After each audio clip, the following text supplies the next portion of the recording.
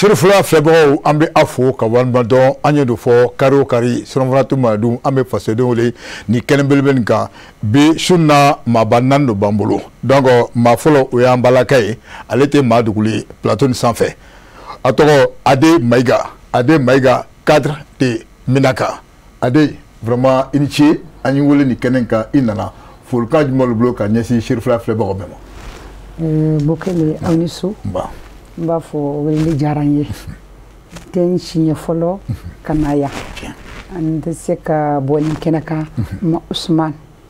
Sherif Madani Haidara fo a ka foli an tɛ se ka sigi kɛnɛ kan ma fo bari an ye sɛgɛn o sɛgɛn kɛ a y'a k'an nɔfɛ ɲinan an ye sɛgɛn o sɛgɛn kɛ a y'a k'an nɔfɛ an ma deli ka s'a fɛ an ma jigila tugu kuma f'an ye donc an tɛ se ka segin nin kɛnɛ kan n m'a fɔ ka barika da ye ka barika da maliyɛnw bɛɛ ye ka mɔgɔ o mɔgɔ min sigilen don kan filɛ ka ko n b'u bɛɛ fo k'u waleɲuman dɔn. Merci beaucoup Ade. Donc maa filanan o fana tɛ maa duguli ye donc Idrissa Sankare ale ye cadre de Bankas ka don donc a bɛ yan Bankas tɔgɔ la monsieur Sankare folikan jumɛn de bolo ka ɲɛsin Sherifula filɛbagaw ma. I ni ce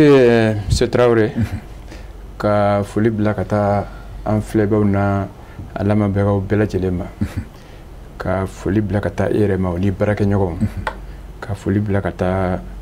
an ka karamɔgɔ ye an ka seku ye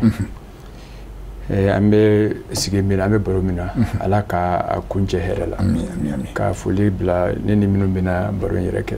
merci. Merci beaucoup Sankare. Maa sabanan an ka bɛn maaya la Namori Jara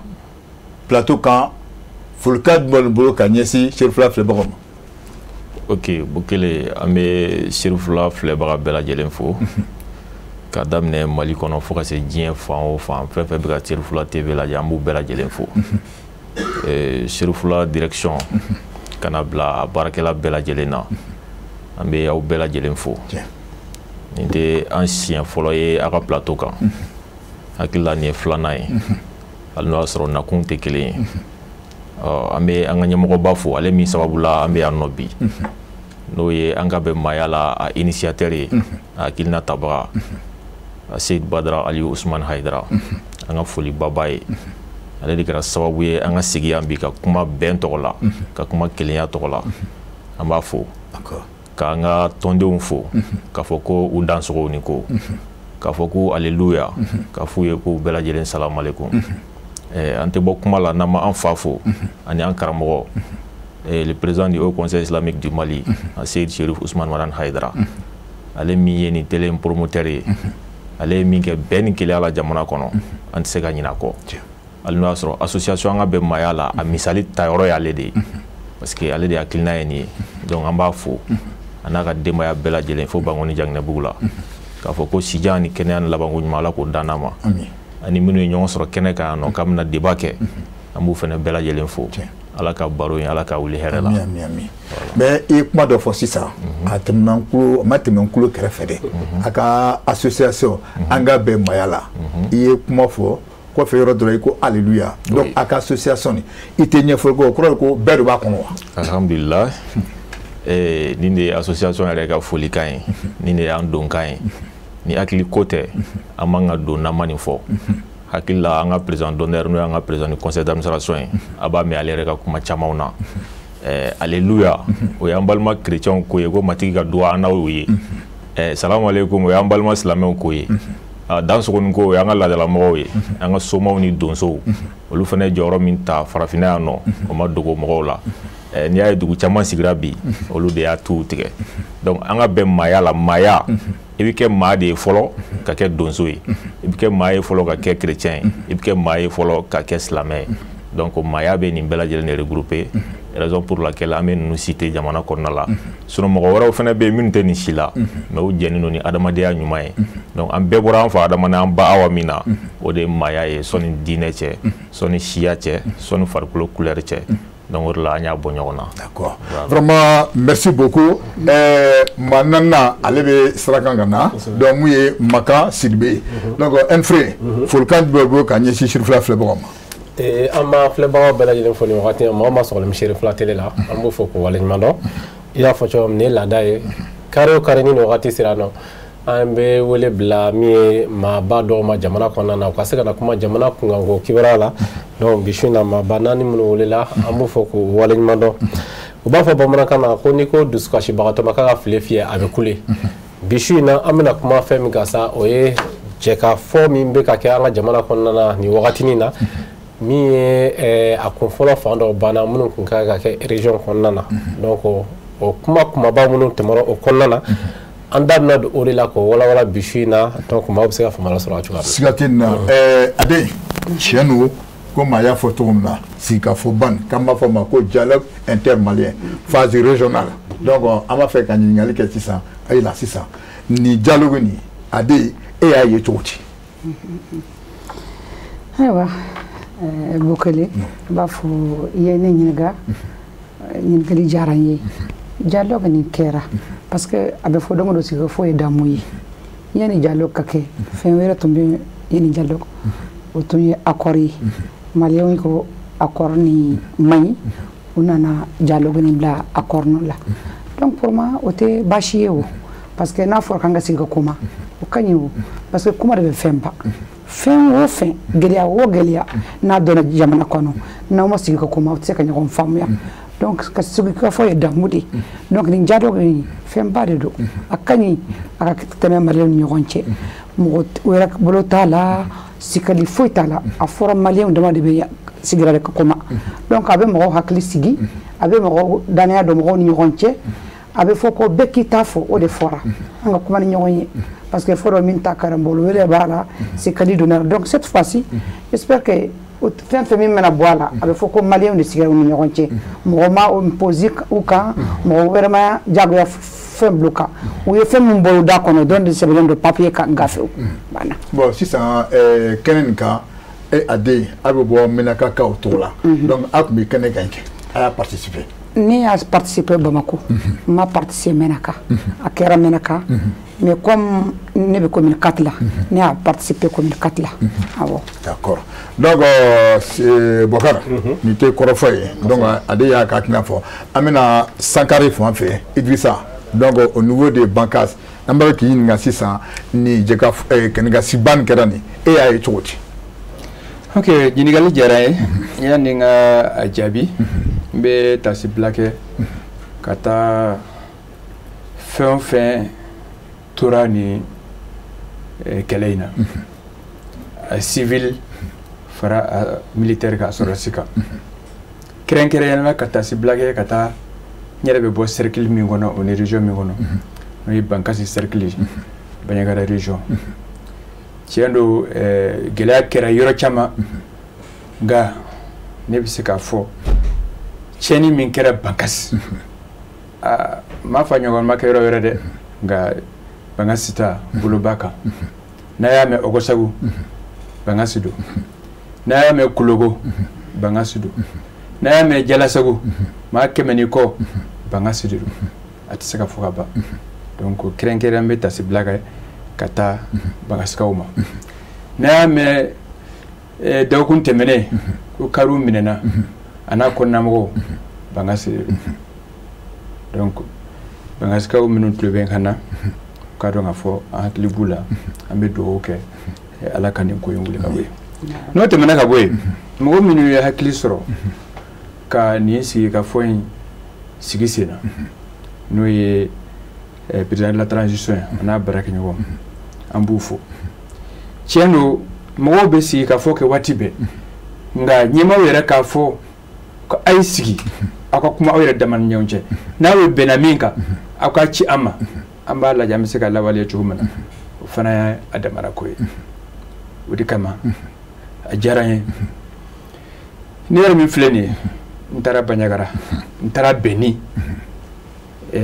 dialogue régional ye o bɛɛ yira k'a fɔ bɛn bɛ ka na dɔɔni dɔɔni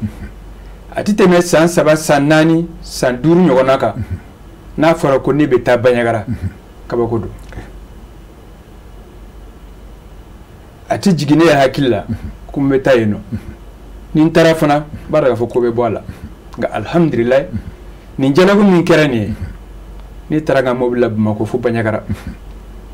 sɔrɔdasi ma bila n ɲɛ mɔgɔ wɛrɛ ma bila n ɲɛ ne ni n ka chauffeur dɔrɔn donc o ye taamasiyɛn dɔ de ye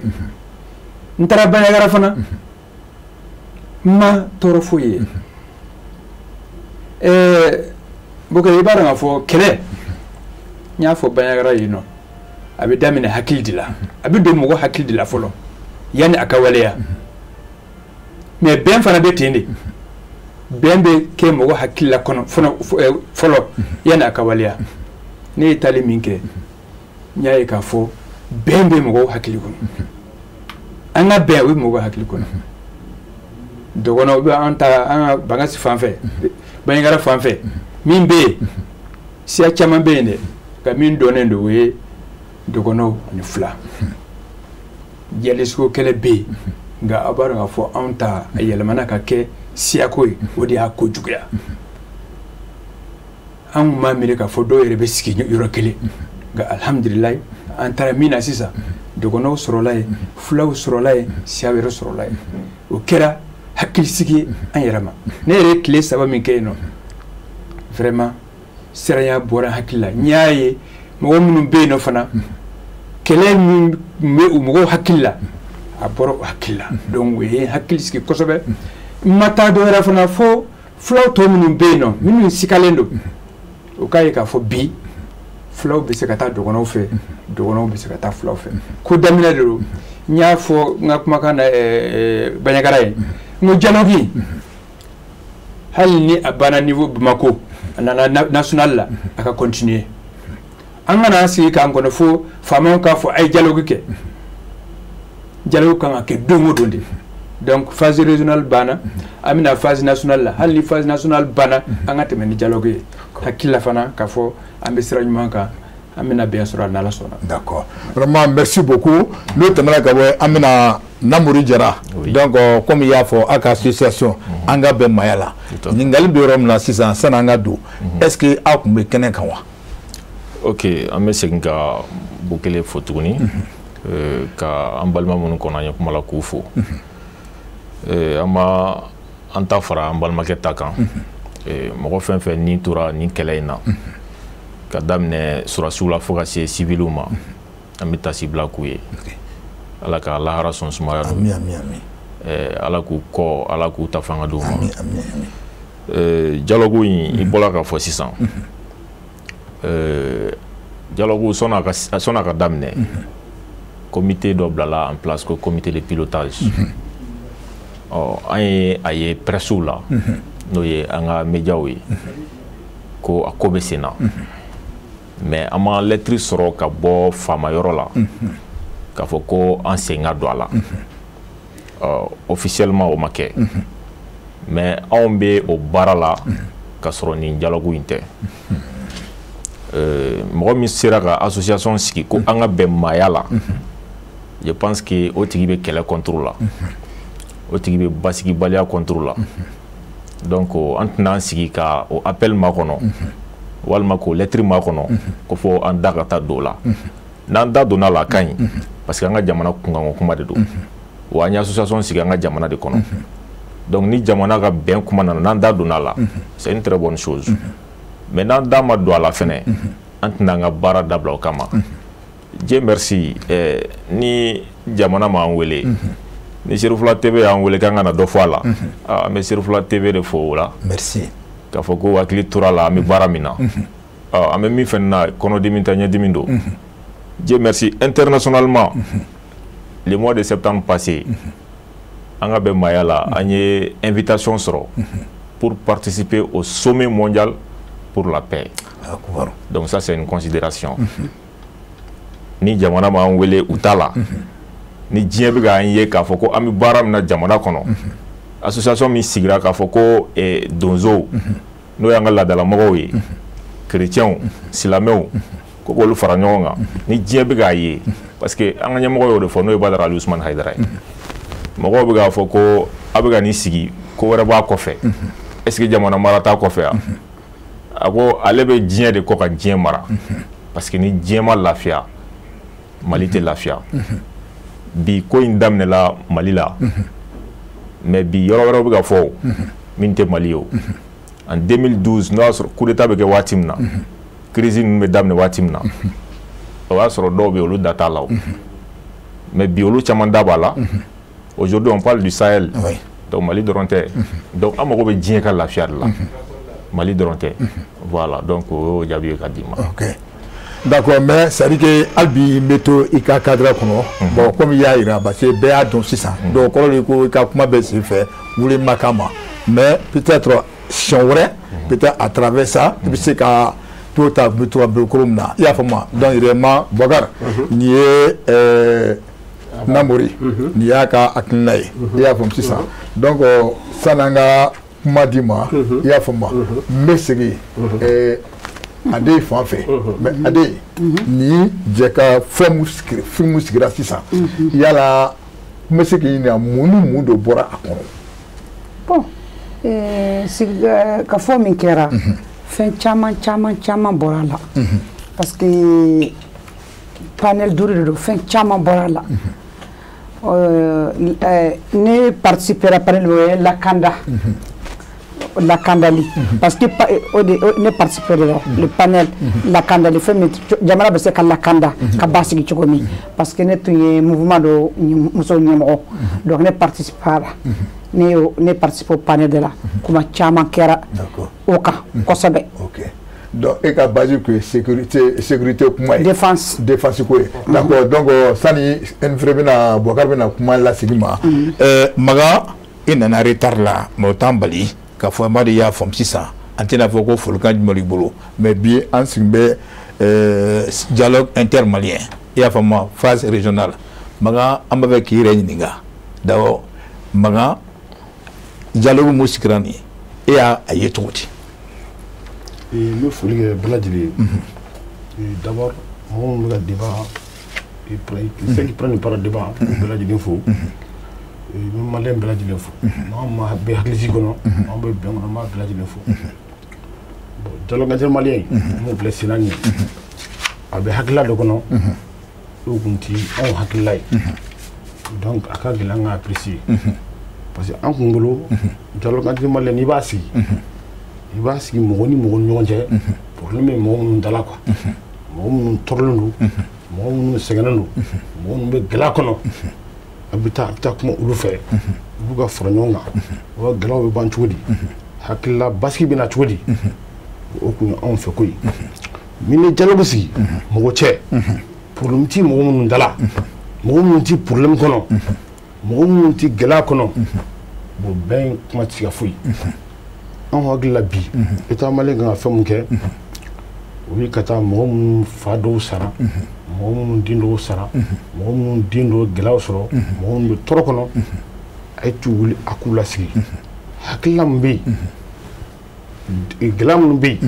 a bɛ se ka ban cogo di dimi bɛ se ka nɔgɔya cogo di maliyɛnw ni ɲɔgɔn cɛ mɔgɔ minnu y'a kɛ jɔn don u bɛ ɲɔgɔn dɔn parce que u ye sigi kɛ ɲɔgɔn ka tɛmɛ an bɛ tila ka n'u ye hakilila dɔ kɔnɔ u fa n'u faw sigira u bɛnbakɛw sigira u sigira cogo di a ye taa an ka ninnu ye o hakilila ninnu kɔnɔ u ka ɲɔgɔn faamu dusukolo ka sumaya an hakili la dialogue intermalien a kan ka k'o hakili de kɔnɔ ce n'est pas k'a fɔ i bɛ conférence baw kɛ grande ville kɔnɔ Bamako ou bien Ségou Sévaré i bɛ mɔgɔw fara ɲɔgɔn kan Sisi bɛ ninnu kɔnɔ ko dialogue intermalien des gens qui n'ont pas de problème problème min bɛ yen olu ka problème tɛ se ka ban an hakili la bi mɔgɔ minnu bɛ gɛlɛya kɔnɔ i n'a fɔ n y'a fɔ cogo min mɔgɔ minnu tɔɔrɔlen don mɔgɔ minnu ye tɔɔrɔ sɔrɔ fɛn minnu kɔnɔ quoi a ye wulu lasigi a ka kumaw fɛ a k'u hakiliw fara ɲɔgɔn kan pour dusukolo bɛ se ka suma cogo min mais dialogue intermalien les gens qui n'ont pas de problème an bɛ taa min a tɛ se ka ban o y'anw hakilila ye. d'accord donc kɔrɔ ko n'an y'i faamu sisan dialogue mun sigira nin ye an ma o y'a wele mais an ma sɔn ka taa. u ma c'est-à-dire a m'anw yɛrɛ concerné koyi k'a fɔ u y'an wolo tɛ dɛ dialogue yɛrɛ ma k'an kunkolo ko yɛrɛ ye. d'accord parce que anw yɛrɛ bolo nin tɛ dialogue ye quoi. d'accord bon an bɛna segin ma sisan an y'a ye Maka Sidibe Sedi Mali donc mun yɛrɛ don. CDI, c'est la commission démocratique indépendante de médiation pour une cohabitation pacifique entre toutes les couches sociales au Mali. D'accord. Bamanakana a baye la made. Et CDI, allez toi, tombe kuma jamanadenw bɛ ni ɲɔgɔn cɛ gɛlɛya min bɛ jamanadenw ni ɲɔgɔn cɛ an bɛ se ka kuma cogo min ka dilan ka hadamadenw fara ɲɔgɔn kan ka hakililaw fara ɲɔgɔn kan ka sigi bɛn ka basigi bɛn ka sigi jan bolo CDI y'o tɔn de ye. Donc ni o tɔn ba nin ye nin ye to k'a fɔ a yɛrɛ k'a kunna ani mun bɛ sen na nin normalement a kun kan ka taa ni ɲɔgɔn ye. Non parce que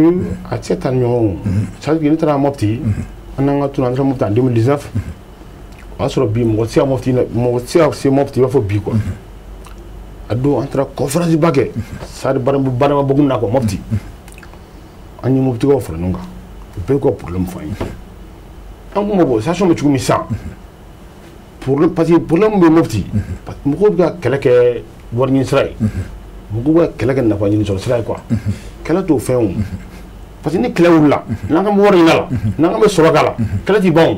parce que don o don dɔ b'a dayɛlɛ pour que ka fɛn dɔ ka sɔrɔ maintenant an ka intérêt to kɛlɛko la fɛn minnu b'an ni ɲɔgɔn cɛ a bɛ se ka dabila cogo di pour que jamana de ka basigi mɔgɔw hakili ka lafiya. D'accord. Donc Bakar bisu n'a baro tɛ voilà donc n bɛ kuma di ma. Ok Ade n bɛna ye fanfɛla la o ye i bɔra k'a fɔ bɔ kelen kuma kun tigɛ sisan nɔ k'a fɔ sigikafɔ minnu kɛra région na parce que a daminɛ duguma n'i ma fili ka yɛlɛ donc a bɛ k'a kana kɛ fɔ national ye mais e yɛrɛ bolo est ce que i bɛ se ka ɲɛfɔli kɛ jamana kɔnɔdenw ye sigikafɔ kun bɛ ka a fɛnw sigilen kun don sigidenw sigilen don fɛn jumɛn ni fɛn jumɛn lakana dɔrɔn de kun don ou bien fɛn wɛrɛ jumɛn de kun b'a kɔnɔ. Thématique dur de do. O jumɛn ni jumɛn mɔgɔw bɛ fɛ k'a dɔn. Lakandaya b'a la développement b'a la ani politique politique ko kuma b'a la ani kalanko éducation ko kuma b'a la ne hakili la dialogue ni a ka thématique dur ni a ma foyi de to a ma min ta en compte. Oh mais on l'a semblé fait k'a dɔn komi n'i ye ko in yɛrɛ ta k'a lajɛ kɛlɛ fanba kun bɛ nord yan fan ani jamana camancɛ yan fan fɛ donc aw yɛrɛ bolo aw ka hakilina taara ba la wa ka nin dialogue in kɔnɔna min b'a to gɛlɛya min bɛ kɔrɔn fɛ ani camancɛ fɛ nin bɛɛ bɛ se ka kuma fɔ nin kɔnɔna na k'a ban. Voilà comme n balimakɛ y'a fɔ sisan ko olu ka tɔn ye CDI ye a y'a ɲɛfɔ kosɛbɛ j'espère que dialogue n'a fɔra dialogue bɛɛ de ka kan ka wele bɛɛ de ka kan ka wele a ma kɛ fana Bamakɔ kelen la kɛlɛ région bɛɛ la bon ale b'a fɔ ko kɛlɛ bɛ mɔgɔw ni ɲɔgɔn cɛ j'espère que Mali y'a kan bɔ o non kɛlɛ yɛrɛ n'a fɔra kɛlɛ bɛ mɔgɔw ni ɲɔgɔn cɛ j'espère que c'est la SEMA kɛlɛ tɛ Mali ni mɔgɔ si tɛ ni SEMA tɛ weleli kɛra u ye o Mali ye u kan bɔ ye u ye wele ils ont lancé un appel ko malien wo malien dayɛlɛn don ko n'an ka kuma a fɔra o ma sɔn ka na di mais hali bi pour moi mɔgɔ man kan ka décourager tiɲɛ don problème bɛ mɔgɔw ni ɲɔgɔn cɛ olu de ka kan ka kuma hali n'u ma sɔn ka na il faut toujours essayer k'u nati ani politiciens fana minnu bannen don ka na nin bɛɛ ye malien de hali politiciens minnu ma na an man kan ka jɛ u ko parce que hali ni mɔgɔ kelen y'a bolo bɔ nin kɔnɔ a bɛ se ka fiɲɛ dɔɔni dɔ baara la parce que a bɛ se k'a fɔ aw ye nin ta surtout politique kunda Merci. surtout politique kunda parce que bi an bɛ Mali parti politique minnu bɛ Mali bi a ka ca dan ta de tɛ se ka jate ka ban ayiwa a baw wa mɔgɔ minnu bɛ politique belebelebaw yɛrɛ parti belebelebaw yɛrɛ olu de ma sɔn ka na tewu olu cɛ ka jugu u cɛ ka jugu parce que k'a sɔrɔ Alpha jamana in u delila k'a gérer o bi de sera kunu tɛmɛna. Ok Bakar vas-y. I y'a faamuya u delila ka jamana in gérer a fɔra bɛɛ ka na hali n'u ma sɔn jusqu'à u ma sɔn waati min moi je pensais qu'on allait faire des ouvertures donner un temps encore ka mɔgɔw sensibiliser hali bi mɔgɔw kana sɛgɛn mɔgɔw kana sɛgɛn u kana sɛgɛnya u ka taa envers ka taa kuma n'u ye n'u ka sigi ka na mɔgɔ ka sigi ka fɔ ka kɛ. basi tɛ donc Sangare yani ngota maga mena e fanfala la parce que kuma do kontike mais maintenant ni ni dialogue in tagala yo bien vrai e ko ka wa fait tombe d'abord sigia fo pour que mo be mais a fora ko sigide munun tara mo ka kuma fem mun kan ko la on dirait on est auka association akilnabe et au tagabolo kelenta nga ere bolo muni maje ni je parce que ebgi bayo dro ko mun be problème kera mununa alors que afro malien be donc souvent ere ko bolo si sanno fe jumene ni maje mi mato aw be se ka aw nyugu ndwala merci mi fo yo ak lañ mana tu sais na afro ko jamana ka fo kuma ka ben kuma ka jamana den duru tew ni jamana den mo bagale mo ke mo la tew ni jamana den mo bagale mo ke mo tew avec belle de là c'est-à-dire au moment même du lancement du dialogue international intermalien oui parti politique suspend association activité suspend c'est parti politique nous voulait ni jamana ke naji pardon kuma de dun quoi ni jamana ke fo naji olu de akona jamana amajunu ye quoi olu be jamana do permettre ka brassage humain ke wo kuma ñoko fo ko ñoko famu wo ñoo soro jero kono jerum na haklawi haklam na baswi ou be jerum le foy famu ni bi avec haklam monta ñoko fe avec continuer mais dès lors que avec parti politique suspend à la veille du dialogue intermalien l'association activité suspend bon John Dome dialogue ça je pose la question John Dome dialogue mais ne wele blaluma o manga na wa quand on dit déjà et ni mode et trop Idrissa de et trop Kalam de et damanga dun kuma la ou be yere manga kuma ni wati ngono et si manga do fela ni wati ngono et d'abord ko bela ni wati ngono et d'abord la bléa ça c'est logique en bolo bi mali kono nambi fe ka jiga kuma jamana dungo faranga hakila klenta ay mali on voulait quoi ay mali on voulait les Maliens ils sont partout. Il y a ceux qui sont recherchés par la loi, par la justice. Il y a ceux qui sont suspendus. Il y a ceux qui ont vraiment subi des stations vraiment comme incalculables. Mais belle idée voulu. Parce qu'il n'a fait un dialogue. Dialogue comme nous. Nous sommes comme nous sommes comme nous sommes bi tango joro. On a fait nous habiter. On a fait Atlantique. Moi jora. Moi comment la voix libé. C'est jamais le problème de comment quoi. Pour le bon tout dit. D'abord, il faut que nous la main. Quand ben, qu'on gagne, j'aimerais dire la fille. Tout le monde sait de me bon, j'aimerais dire parce que tout dit. Tu vois, nous faisons tout dit. Aïe, vous voulez, bête à boire pour moi là. Machine à suspend. Machine à boire pour moi là. Nous sommes français, nous sommes états-unis, nous sommes familles maliens. Et vous voulez que bête frère nous. Bête de Somalie n'a rien dit là, comment on fait. Non, comment on fait. Quand ben, ça va, là, ça va, mais bien quand il gagne. Mais on peut le ni do simbol la ko do simala to malen ko blende o dino goyi o sirawre de sisamu ni malen ta don de ou sirawre de sisamu de fen do concerné ati do concerné ça ce n'est pas bon ni be mon faut attention mo yi abagutu je vais le lancer. Oui, mais ça sera à la fin. Merci. Merci. Parce que d'accord. Ok, honorable Sangare mina e fanfala la. Ɲininkali kelen n'i ye jateminɛ kɛ aw fana ka caman fa in kun gɛlɛyara kosɛbɛ donc i y'a fɔ kuma kɔnɔna fulaw ni dɔngɔrɔw ni ɲɔgɔn cɛ la nka sigiden minnu taara ni sigikafɔ in kɔnɔ n'a bɛ fɔ ma ko thématique est-ce que a ye aw yɛrɛ ye a kɔnɔna na wa o sigiden ninnu kɔnɔna na min b'a to basigi bɛ se ka na an ka jamana camancɛ fan in fɛ. bon ɲininkali diyara n ye n balimamuso y'a fɔ cogo min na sigiden 5 de tun bɛ yen. Mais sigide duru in kɔnɔna na an bɛ se ka fɔ sigiden 2 walima 3 o de bɛ an fanfɛmɔgɔw o de b'o intéressé kosɛbɛ sigiden dɔw bɛ yen nɔ peut-être minnu kalannen don olu bɛ se ka u ɲɛsin ma parce que an minnu kɛra an ka députéya baara an minnu kɛra député ka kɔrɔ na session ni a ye baara kɛ assemblée la a fɔ o ma ko restitution a bɛ se ka taa kɔmasegi kɛ a ye baara min kɛ a saba ka taa ɲɛfɔ n'an taara n'an y'a daminɛ ka n'an ye mɔgɔw dalajɛ n'an y'a daminɛ ka fɔ bon assemblée la an ye budget voté assemblée la Mali ni Turquie coopération fo mɔgɔ bɛ sunɔgɔ aw b'aw ta kɛ fɔli ye dɔrɔn mais ni kuma nana di population ma a ye min fɔ hali u tɛ taa yen fan fɛ o bɛ mun de fɔ u ka jiko kuma u ka sirako kuma u ka dɔgɔtɔrɔso kuma u n'a ɲɔgɔn na bon ni sigidenw fana bɛ ten de n'i taara fɔ kenu ye an ka burusi kɔnɔ dugu dɔ de i ko ko géopolitique et environnement international olu bɛ mun d'o la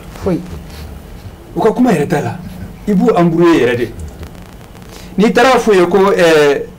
économie et développement durable o tɛ foyi faamu a la donc ne yɛrɛ fɛ o ye sigiden ninnu o y'a caya dɔɔnin o ye ne yɛrɛ hakilina ye dɛ peut-être nafa b'a la a bɛ se ka mais o kun ka dan paix et réconciliation nationale cohésion sociale aspect sécuritaire et défense nationale o bɛɛ burusi kɔnɔmɔgɔw o bɛɛ faamu mais n'aw donna international développement durable aw b'o la tunu quoi donc o y'u yɛrɛ ye dɔw la o m'u yɛrɛ ye dɔw la sigiden mɔgɔw tila-tilanna fo sigiyɔrɔma 5 ni kɔlɔsili yɛrɛ kɛra i b'a sɔrɔ n'a bɔra réconciliation nationale fɛn débat ninnu tɛ kɛ débat sama-samalen yɛrɛ donc an ka mɔgɔw y'u yɛrɛ ye dɔw la o hakilina ye min ye o y'a fɔ maintenant thème tɔ ninnu vraiment o ma kɛ u ka fɛɛrɛ ta ye kosɛbɛ mais i ye kumaba dɔ fɔ su in n'an ka plateau kan e sera ka ye min ye banka sigi a fɔ kɛnɛ kan bɛɛ b'a dɔn k'a fɔ camancɛ fan in a kun gɛlɛyalenba de don fulaw ni dɔgɔnɔw ni ɲɔgɔn cɛla la nka est-ce que i bɛ se k'a sɛmɛntiya hali bi sigiyafɔ min kɛra banka cercle kɔnɔna na fulaw ni dɔgɔnɔw sera ka sigi ka se k'u ɲɛ jɔ ɲɔgɔn ɲɛ la ka fɛn dɔw fɔ ɲɔgɔn ɲɛna donc minnu ma bɛn ka se ka fɛn dɔw dilan wa. oui n y'o de fɔ ne yɛrɛ ka Bandiagara tali n ko taamasiyɛn de don n y'a fɔ n ka kuma daminɛ na ti tɛmɛ san 3 san 4 kan o kun tɛ se ka kɛ nka bi alhamdulilayi ne ye bɔli laban min kɛ Bandiagara hakilila 2020 de don ka daminɛ Bankasi ka na Sevare sira tigɛlen don yɔrɔ minnu na a bɛ yɔrɔ 10 bɔ malifatigiw de jɔlen don n'i nana f'i ka jɔ ni Ala ma fara i kan a bɛ kɛ ko wɛrɛ ye nka bi ne bɔra Sevare fo Bandiagara sira tigɛlen tɛ o ye taamasiyɛn dɔ ye Bandiagara ni Bankasi marifatigi jɔlen tɛ yen hali n'a sɔrɔ gɛlɛyaw bɛ yen nɔ donc n'a kun ka di ne ye ne kun bɛ se ka tɛmɛ ka taa fo Bankasi fo Koro taamasiyɛn de don o b'a jira k'a fɔ fɛnw yɛlɛmana mais o ni fɛnw banna o tɛ kelen ye donc n y'a fɔ n ko Bankasi ta o ni Bandiagara région de façon générale djihadiste terrorisme ko b'a la nka a fanba ye dugukolo kuma o de bɛ yen o de nana kɛ sababu ye terrorisme nana dɔ de fara a kan i Ogosagu wo i Kulogo wo i Jalasagu wo dugukolo kuma de bɛ yen dɛ n'a ye kɔlɔsili kɛ n y'a fɔ n ka plateau dɔ la bi bi in na n'i ye Wankuru ta dɔgɔnɔ foyi tɛ yen dɔgɔnɔdugu foyi tɛ yen Wankuru o ye ne ka commune ye n'i ye Bankasi ta fuladugu foyi tɛ yen n'a bɔra Ogosagu la o fana Surasu kama Kani Bonzo o y'an ka arrondissement dɔ ye commune dɔ ye fuladugu foyi tɛ yen Dimbal fuladugu foyi tɛ yen donc fanga bɛ fulaw bolo yɔrɔ min na dɔgɔnɔ tɛ yen fanga bɛ dɔgɔnɔw bolo yɔrɔ min na fula tɛ yen k'a sɔrɔ bɛɛ tun bɛ ɲɔgɔn kan o bɛɛ tun bɛ ɲɔgɔn kan fulaw yɛrɛ sigilen bɛ yɔrɔ o yɔrɔ dɔgɔnɔw sigilen bɛ dɔgɔnɔw bɛ yɔrɔ o yɔrɔ o de kama a b'a mɛn Ogosagu Peul Ogosagu Dogon Libé Dogon Libé Peul Fodio Sadia Dogon Sadia Peul Ogosagu Dogon Lesagu Dogon Lesagu Peul fulaw ni dɔgɔnɔw sigilen don bi fulaw taara yɔrɔ dɔ la dɔgɔnɔw taara ou bien yɔrɔ dɔ fulaw bɛ yen fulaw taara ka dɔgɔnɔ to yen yɔrɔ dɔ dɔgɔnɔ taara ka fulaw to yen donc tant que olu de ma sigi ɲɔgɔn fɛ bɛn tɛ se ka sɔrɔ an ka yɔrɔ in na donc o de kama an ka résolu recommandation na a fɔra mɔgɔw minnu taara u ka sigi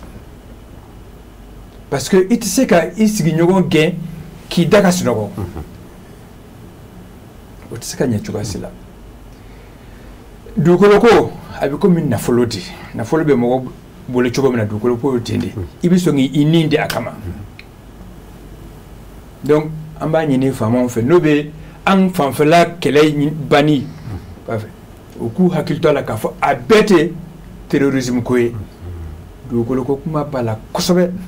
o ko hakili jakabɔ ka to yɔrɔ la o de kama an ka recommandation na an y'a fɔ mɔgɔw ka sigi ni mɔgɔw sigira fana bɛɛ ka dugukolo ye min ye u ka d'a ma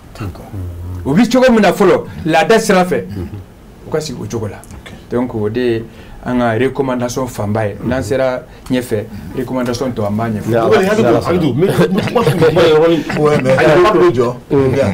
là maga voilà comment amina kuma bina di mais c'est dire que be muke tu notes a yora mu fo et bon noter voilà mais après voilà donc amina essayer na kuma di ma voilà OK namori ibora ka to ka korofo me yere ko te ko awa association sileno ka se ka fo ka benke ma woni ñoo ci la yere kon bolo ni sigiya fo min kelen flene abiga ta tableau mi ga atabolo kaywa d'accord un frère initie o ɲininkali la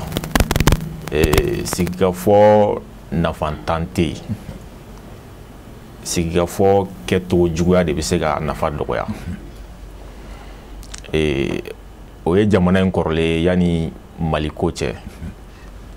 bien avant bi Sunjata tile la sigikafɔ de kɛra kɛlɛw kɛra u nana kurukan fuga de ka kuma ɲɔgɔn fɛ ka 44 charte ta ka baara kɛ n'o ye o de ye Mali ka kunnawolo bi diɲɛ fantan naani fɛ o kɔfɛ an nalen politiki kow kɔnɔna la accord dɔw kɛra ka kɔn bi ta ɲɛ on parle de Tamaracet en 91 on parle du pacte national olu kɛra conférence d'entente nationale kɛra fo kana se accord d'Alger ma dialogue national inclusif kɛra bi an bɛ comment dirais-je dialogue intermalien na bi donc sigikafɔ nafantan tɛ yen maintenant i b'i yɛrɛ ɲininka mun na nin bɛɛ lajɛlen bɛ ka kɛ k'a daminɛ accord de Tamaracet la fo kana se bi ma mais jusqu'à présent kow tɛ ka ban donc i b'i yɛrɛ ɲininka mun de bɛ k'o kɛ est-ce que an t'a kɛcogo jateminɛ yan an balimakɛ bɔra k'a fɔ ko mɔgɔw de kan ka wele bɛnbaliya bɛ minnu ni ɲɔgɔn cɛ ka kuma olu ni ɲɔgɔn cɛ o ye tiɲɛ de ye o n'i ko an ka sigikafɔ kɛ kɛlɛ bɛ mɔgɔ minnu ni minnu concerné ni fankelen bɛ yen ni fankelen tɛ yen o bɛ kɛ tɔ k'a jɛ de o anw ka niveau la n'o ye an ka bɛn maaya la ye an hakili la bɛn tɛ se ka sabati o sira fɛ parce que a bɛ kɛ fankelenma de donc mɔgɔ fɛn fɛn bɛ yen k'o da kan ka don a la o ka wele olu da ka don a la an balimakɛ bɛ ka kuma bankasi kan semaine tɛmɛlen an kɔrɔ an ka association an ka bɛn maaya la mɔgɔ minnu bɛ bankasi u y'an wele ko carte dɔ enlevera ko an ka association mɔgɔw b'a la et puis o t'a siɲɛ fɔlɔ ye fɔlɔ kɛra u y'a fɔ ko olu k'u kun b'a la ala kɛ olu ye bɔda sɔrɔ mais semaine passée an kɔrɔ u y'an wele tuguni ko dɔ wɛrɛ enlevera k'u kun b'a kɔnɔ donc ce qui veut dire que baara bɛ ka kɛ mais halisa a tɔba bɛ kɔfɛ centre in ka gɛlɛn kosɛbɛ filako ni dɔgɔnɔko a ka gɛlɛn kosɛbɛ mais an kana politiki don a la an kana politiki don kɛlɛ la ni kɛlɛ kɛra ko a bɛ nafa de lase mɔgɔ dɔw ma parce qu'il faut le dire mɔgɔ dɔw bɛ yen ils se nourrissent de la guerre aussi kuma bɛɛ an ka taa dialogue la an ka taga nin na an ka taga nin na dɔw de fana b'u ta sɔrɔ a la o bon n'a kɛra o sira ye i b'a ye kɛlɛ ban man di ni e bɛ balo kɛlɛ la est-ce que i bɛ ala deli kɛlɛ ka ban donc an ka olu bɔ a kɔnɔna la politique mɔgɔ minnu bɛ yen ko olu ma wele walima k'u banna ka na bɛɛ ka ji dɔɔni kɛ i mini ji la a kɛra état ye o a kɛra o politique mɔgɔw ye o an bɛɛ ka sabali an ka jamana lajɛ u ko k'u y'u ka activités suspend ani association minnu bɛ yen ko olu bɛ ka politique baara k'u ka activités suspend na mais a tɛ se ka suspend à 100% Nimbaram que région là, commune là, c'est les mêmes politiciens qui font le travail. Et Djamana Bi, c'est un pouvoir militaire, comme vous le dites. Mais la gestion du pouvoir, c'est toujours politique. Donc, on sait boire là, on sait quoi. Donc, on a béwolé, on a baissé nos coins. Mon est ma femme, au Kanyafo. Et bien, mon est la co main, au café, au dabla. Au de on a qu'il n'a ni bella jelena. D'accord. Parce que Djamana est Saganakoui. D'accord. Et bé doké, ou dokera bella. D'accord. On a la Djamana bla sans fait. Ok. Au de Nafakabo. Bokar, Mano Bi, moi, Akadi. Kisa Ade, Tiano, Ia Irakafo, Kekme, Bamogotana. Maintenant, ere ici la sécurité du camp. Maintenant, ma fait qu'un don, ni Kenenka. Sécurité, Mado, Ebe, Asemado. Mais, sécurité là, Ebe, c'est qu'un boulot, il faut assister Mouni Mouida du camp. Voilà. Mais, en recommandation, il y a recommandation Minke. Né parce que j'étais la présidente. La thématique, j'étais la présidente. Il y a un fait Minka. Parce que j'ai enlevé la casquette des mouvements. Oui. Parce que le dialogue là, le mouvement m'a impliqué là. Ah ouais? Tu dis, on m'a impliqué là, tu dis. Ici là, ils ont suspendu l'accord. Il y a accord là. Au moins, on a un dialogue civil. Le comité de suivi de l'accord. Les gens qui étaient dans l'accord, dans le comité de suivi de l'accord. C'est qu'il faut que je ne me lance pas des fleurs. Bébé donc Mali manager le Mali kerfe. Bébé n'inga mon naie était dans le comité de suivi là. On ko amawele anga motala. Anta là ante commission là. Mais au Ténébali, n'a bora ne katan hakli nafo parce que n'est malien dit avant que membre du comité de suivi ni malien dit je suis obligé ni Mali kungan ko borne benda douala donc anga mo chama ñu be bamako il y a les cas de mo chama mana asuzula wafoko ils n'ont pas été concertés au moment mana netara ngokomilla parce que ne muso nyam odi ambe jukula ntara mbo jukul to golan tara donc ne fana hakli tafo parce que ni kele be no muso de be sege muso che de be sa am balma an dew de be sa muso de be sege mala tigete mais pourquoi ga cadre munu be bamako a chama ma so ata parce que aw munu mouvement signataire e kakoro alna akor ko blala est-ce que atna ke geleaye tangue aw kumata ou be aw aga modo ya participer déjà région kono j'espère que ils se sont basés sur ça quand faut comme il y a des problèmes au nord. Donc, le mouvement de bébé sort et il faut écouter les gens à la base. J'espère que ils sont au cas. Mais normalement, nous ne pouvons pas conscient de là. Parce que notre équipe là, il ne faut pas changer toute une équipe. Parce que ça c'est clair. En bas de moi, même accord qu'on est piloté. À président Kony, ça c'est très congolais. Aujourd'hui, Mali kono bi tren Congolo dodo amana sendo fen là à Baka Kenya. Tren Congolo c'est-à-dire Tren Congolo c'est un homme qui a la tête sur les épaules. Le président qui dirige le comité, Ousmane Sofi. Oui, il y a Baronda, Madame Ganzao, parce que Baron qui connaît les problèmes du pays de A à Z. Madame Ganza. Mais à Motomino Baron fait. On peut faire ces barres là-dedans, mais vraiment. Nous, équipe formée, fin de nous, comme lui, il a dit. Anga Bembaya Fleni, nous, la faute de là. Ni n'aurons manqué que Haru comme au Kélé Mayen Kon. A manqué que Haru comme au Kélé Mayen comité là. Par exemple, en flé, en fin de mouvement. Nous depuis qu'elle dans le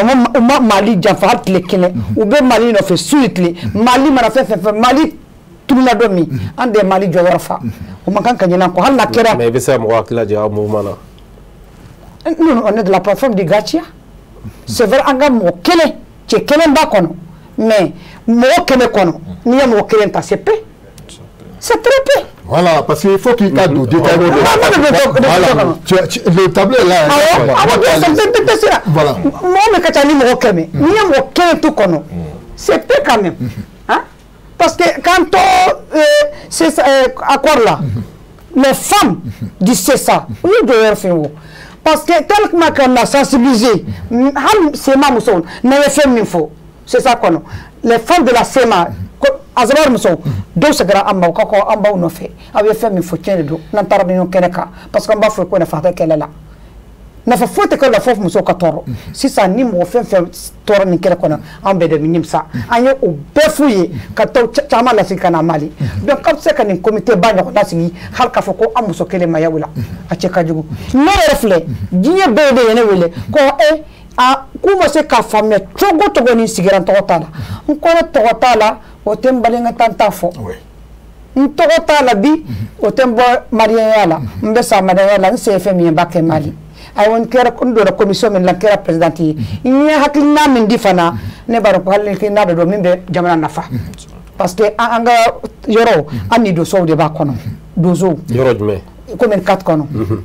un BP défense hier là parce qu'il y a fait que la première des choses malfa de tche bolo ou ka mina tchawla ou ya musoka hakli tay musoka haklina malfa de tche bolo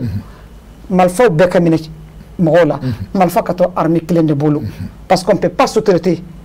la sécurité toujours d'un pays fin famille mouvement armé a beka au coup bebla peu a beka disso beka onyeshi malima ni na yu desu fana mu ma do be no de pikele ndamna o masege o be ay men no fe ka keleke o taw aw kana nyinuko nyina kana ko parce que mo mi de do mi ibe kelela ni na ya mana bla i me fendo da makake na sege jugu kan kekele akolo be sima c'est la plateforme. La plateforme est composée de 3 mouvements. Beba donc plateforme il y a des mouvements. Depuis Kélénindamna, ils sont à côté du Mali. Ils n'ont jamais trahi. Au mouvement où ça fait 10 ans, il y a des combattants qui sont là avec des armes. 10 ans. Obligatoirement, il faut les intégrer. Il faut les désarmer pour intégrer. Nous, Madame Blata, à Tchekadjougou, il y a des recommandations là. Doso fana, Beba donc au gouvernement, Doso fana de Congo Fendo. Encore Doso fana, Sendo, armée. Ou ka guerre armée là ou ka armée deme parce que faut tamloni anga malite na mantege di ñoroma ka barke ambena sege anya o bekanga recommandation là parce que comme monsieur honorable Fosankere ou y thématique do kenin là c'est j'espère que à quel moment comme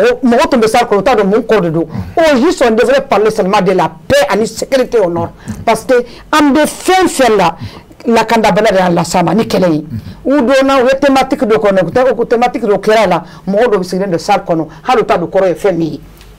il faut des grands esprits koro te femi parce que kere de la senimbema ambe ni sikafo wati dongo da be sikafo asi jeli kara accord jeli kara ni kera make ni sikama te keo gade me fe ka akila jigi doni au ka région bien vrai qui m'a participé menaka nous fait nous là est-ce que mogo ka kuma famba pour la fin de la sécurité côté na il se ka mogo akila jigi la doni anga région mogo comme il l'a dit tu ne peux pas être dîner oublier la sécurité beba donc à peu près entre be songolo wati gelia kera menaka mogo ye suntige kilo kele sukote bolo vers kele sukoro masoro ibe se ka ke minke ikalipto la ka suntige naye tu ne vas pas avoir 2 kilos de riz dans une boutique. Malo kilo tara fo keme duru, sukoro kilo tara fo keme duru, mero paquet tara fo a tout le monde ayawati doke faut te tunte bitigula. Faut te kono tumbe na merka kaufa akera ya. Kono ko bla yere min be banako ni ko be jini ni hati to ni kamola wallahi ni aye sungolo dawla chogomi ade badon ni watu ni suntige ni nyeji de bembale gadum nike parce que une effle de dumni là il kamo suntige har sukoro kilo kele masora mena ka suntige nayi badon ko kone galia badi munde yake c'est l'insécurité donc au nord là kuma baw kerfe minka insécurité ni ndedo bebe la candeli de nofe beba fo woche ni malfa bablo aka malfa yimbla ou ka insister malfa ka bla yere jamana ka lafia d'accord ok Bakar a des femmes là mais amena naïf en fait parce que kuma kono la do akor ko kuma voilà bi se ki da Sidibé sisan an bɛna fɛn fɛn mais e y'a yira sisan que a ma participer e y'a faamu mais mun y'a participer mun fɔra a kɔnɔ i y'a faamu yala olu ka kuma nin o bala i la ou o ma bala i la. non pardon Bokele merci n ka kuma ma bali ne la o u ka kuma ninnu bɛ sa kɔnɔ quoi ni honorable ye fɛn dɔ fɔ si je peux me permettre c'est Sangare non. oui Sangare oui merci a ko ko cɛmancɛ problème ye fɛn dɔ ye ko dugukolo ko mais n bɛna fɛn fila f'a ye ka fara kan ne taara Mopti n taara Tombouctou n taara Gao n taara Kidal n taara Kayi Mali de yɔrɔ tɛ yen n ma mun kɛ Mali kɛlɛbanko la quoi Mali centre problème ti dugukolo ko dɔrɔn ye centre problème saba de dugukolo ji ani bagan parce que fɛɛrɛ tɛ ka sɔrɔ o de la mɔgɔw ni ɲɔgɔn cɛ o de bɛ ka kɛlɛ tɔ envenimer fɛn dɔw bɛ ka don kɛlɛ kɔnɔ mun tɛ kɛlɛ dɔ ye dugukolo ji ani bagan o saba n'i ye fɛɛrɛ sɔrɔ o la centre problème i y'a maîtriser et puis karo ni filako problème ninnu bɛ ka fɔ fɛn t'olu cɛ o dɔw bɛ ka taa olu ka fɛn ɲagami ɲɔgɔn na k'o profiter a la pour que kɛlɛ ka kɛ qui puisse en tirer profit o de ye centre problème ne taara en 2019 n taara Mopti Sadi Badabangu na n y'a fɔ cogo min ni conférence an ye conférence ba dɔ kɛ yen an ye Mopti gouverneur à l'époque c'était le Mopti non a tɔgɔ bɔra n kɔnɔ le gouverneur a tɔgɔ bɔra n kɔnɔ pardon Basile Touré hein Touré Cissé i b'a Cissé ah Cissé merci donc an taara n y'a rencontré n ko a ma karisa Mopti problème bɛɛ filɛ nin ye aw de sini ka sɔrɔ sɔrɔ mais gɛlɛya wɛrɛ tɛ koyi c'est à dire que les mouvements armés là a y'u dabɔ kuma la kelen filanan ye mun ye dugukolo problème mɔgɔ min ɲɔgɔn cɛ justice la a y'o impliqué bɛ ka satisfait jiko problème min bɛ yen ni danw bɛ yen a ye statué o kan troisième position bagan minnu bɛ suyɛn ka taga sigi a y'o impliqué maa o maa n'i ye bagan suyɛn i ka nimisa fo ka t'i se ka na bagan suyɛn bilen n ko Mopti problème a banna n taara Kayi n ko Kayikaw ma jɔngoya problème b'aw ni ɲɔgɔn cɛ fɛn tɛ aw yɛrɛ ni ɲɔgɔn cɛ o parce que aw mɔkɛw sigira aw bɛnbakɛw sigira aw yɛrɛ sigira mais n b'aw cɛ bi parce que mɔgɔ dɔw bɛ ka na ka problème créer aw ni ɲɔgɔn cɛ aw b'u ci aw b'u bila en mission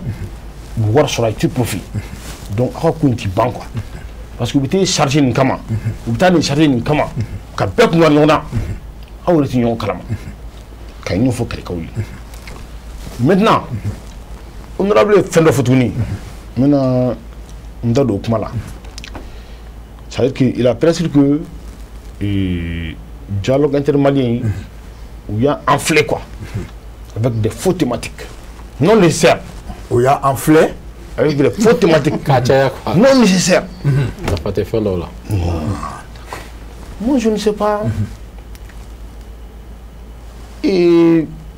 Sénégal di oh ne ye bagangɛnna di ne ye cɛ kuma birikɔnɔkɔnɔ t'a mugu la bon moi je n'ai pas compris en ce moment ni problème minnu bɛ yen o de kama depuis n ka débat daminɛ la n ko i ma parce que les problèmes n'ont pas été touchés dans le fond c'est-à-dire a ma taa a dan na non problème ma ci ɲɛsin siraw ma quoi parce que problème bɛ la kɔngɔ de bɛ la e bɛ fɛ ka malo de dun ne taara glace san ka di ma o b'o ɲɛnabɔ wa a ka gɛlɛn ni ne kɛ mɛ n ko bi an bɛ taa Bamakɔ la wari tɛ yen kɔngɔ b'e la o b'o ɲɛnabɔ wa a ka gɛlɛn e ka problème ye dumuni ko tɛ yan an t'o ɲini ka d'i ma n'anw ɲini dɔrɔn a ban a banna Mali problème bɛɛ filɛ parce que an t'i maga problème na comme il se doit an bɛ problème caresser toujours dans l'intérêt de quelques personnes an t'i maga problème na pour k'a résoudre k'a kow ban quoi parce que mɔgɔw hakili tɛ ɲɔgɔn na quoi mɔgɔw bɛ hakilina min kɔnɔ bɛɛ bɛ sira dɔ fɛ c'est ce qu'on doit éviter aujourd'hui si on doit réellement soigner les problèmes du Mali et des Maliennes et Maliens an ka ɲɛsin tɔɔrɔ minnu b'u kan degun minnu b'u da la an ka furakɛ n'an ma kɛ o sira fɛ a tɛ ɲɛnabɔ je la reviens en elle merci a ko ko u ka mouvement ko mɔgɔw ma wele a fɛnɛ da mara thématique ko in na maga ma kɛ fɛn minnu na quoi Maintenant, j'ai compris que les soucis, c'est partagé. Je suis vraiment largement satisfait. Parce qu'il y a un débat là. Donc, il y a comment de fond. Moi, flafon, moi, ça va sur là. Moi, mi à 5 kg nous faut. Vous voyez, il a fait qu'on le commence à dire que c'est quoi. Merci. Mais madame, il a fait le fier. Moi, je suis très surpris, largement surpris. Pourquoi les mouvements du Nord du CSP, c'est-à-dire qu'il y a des mouvements signataires qui nous tiennent quoi, ils voulaient pour que nous voyons. Hein? Et en grande, c'est-à-dire qu'en grande partie, pour que nous voyons.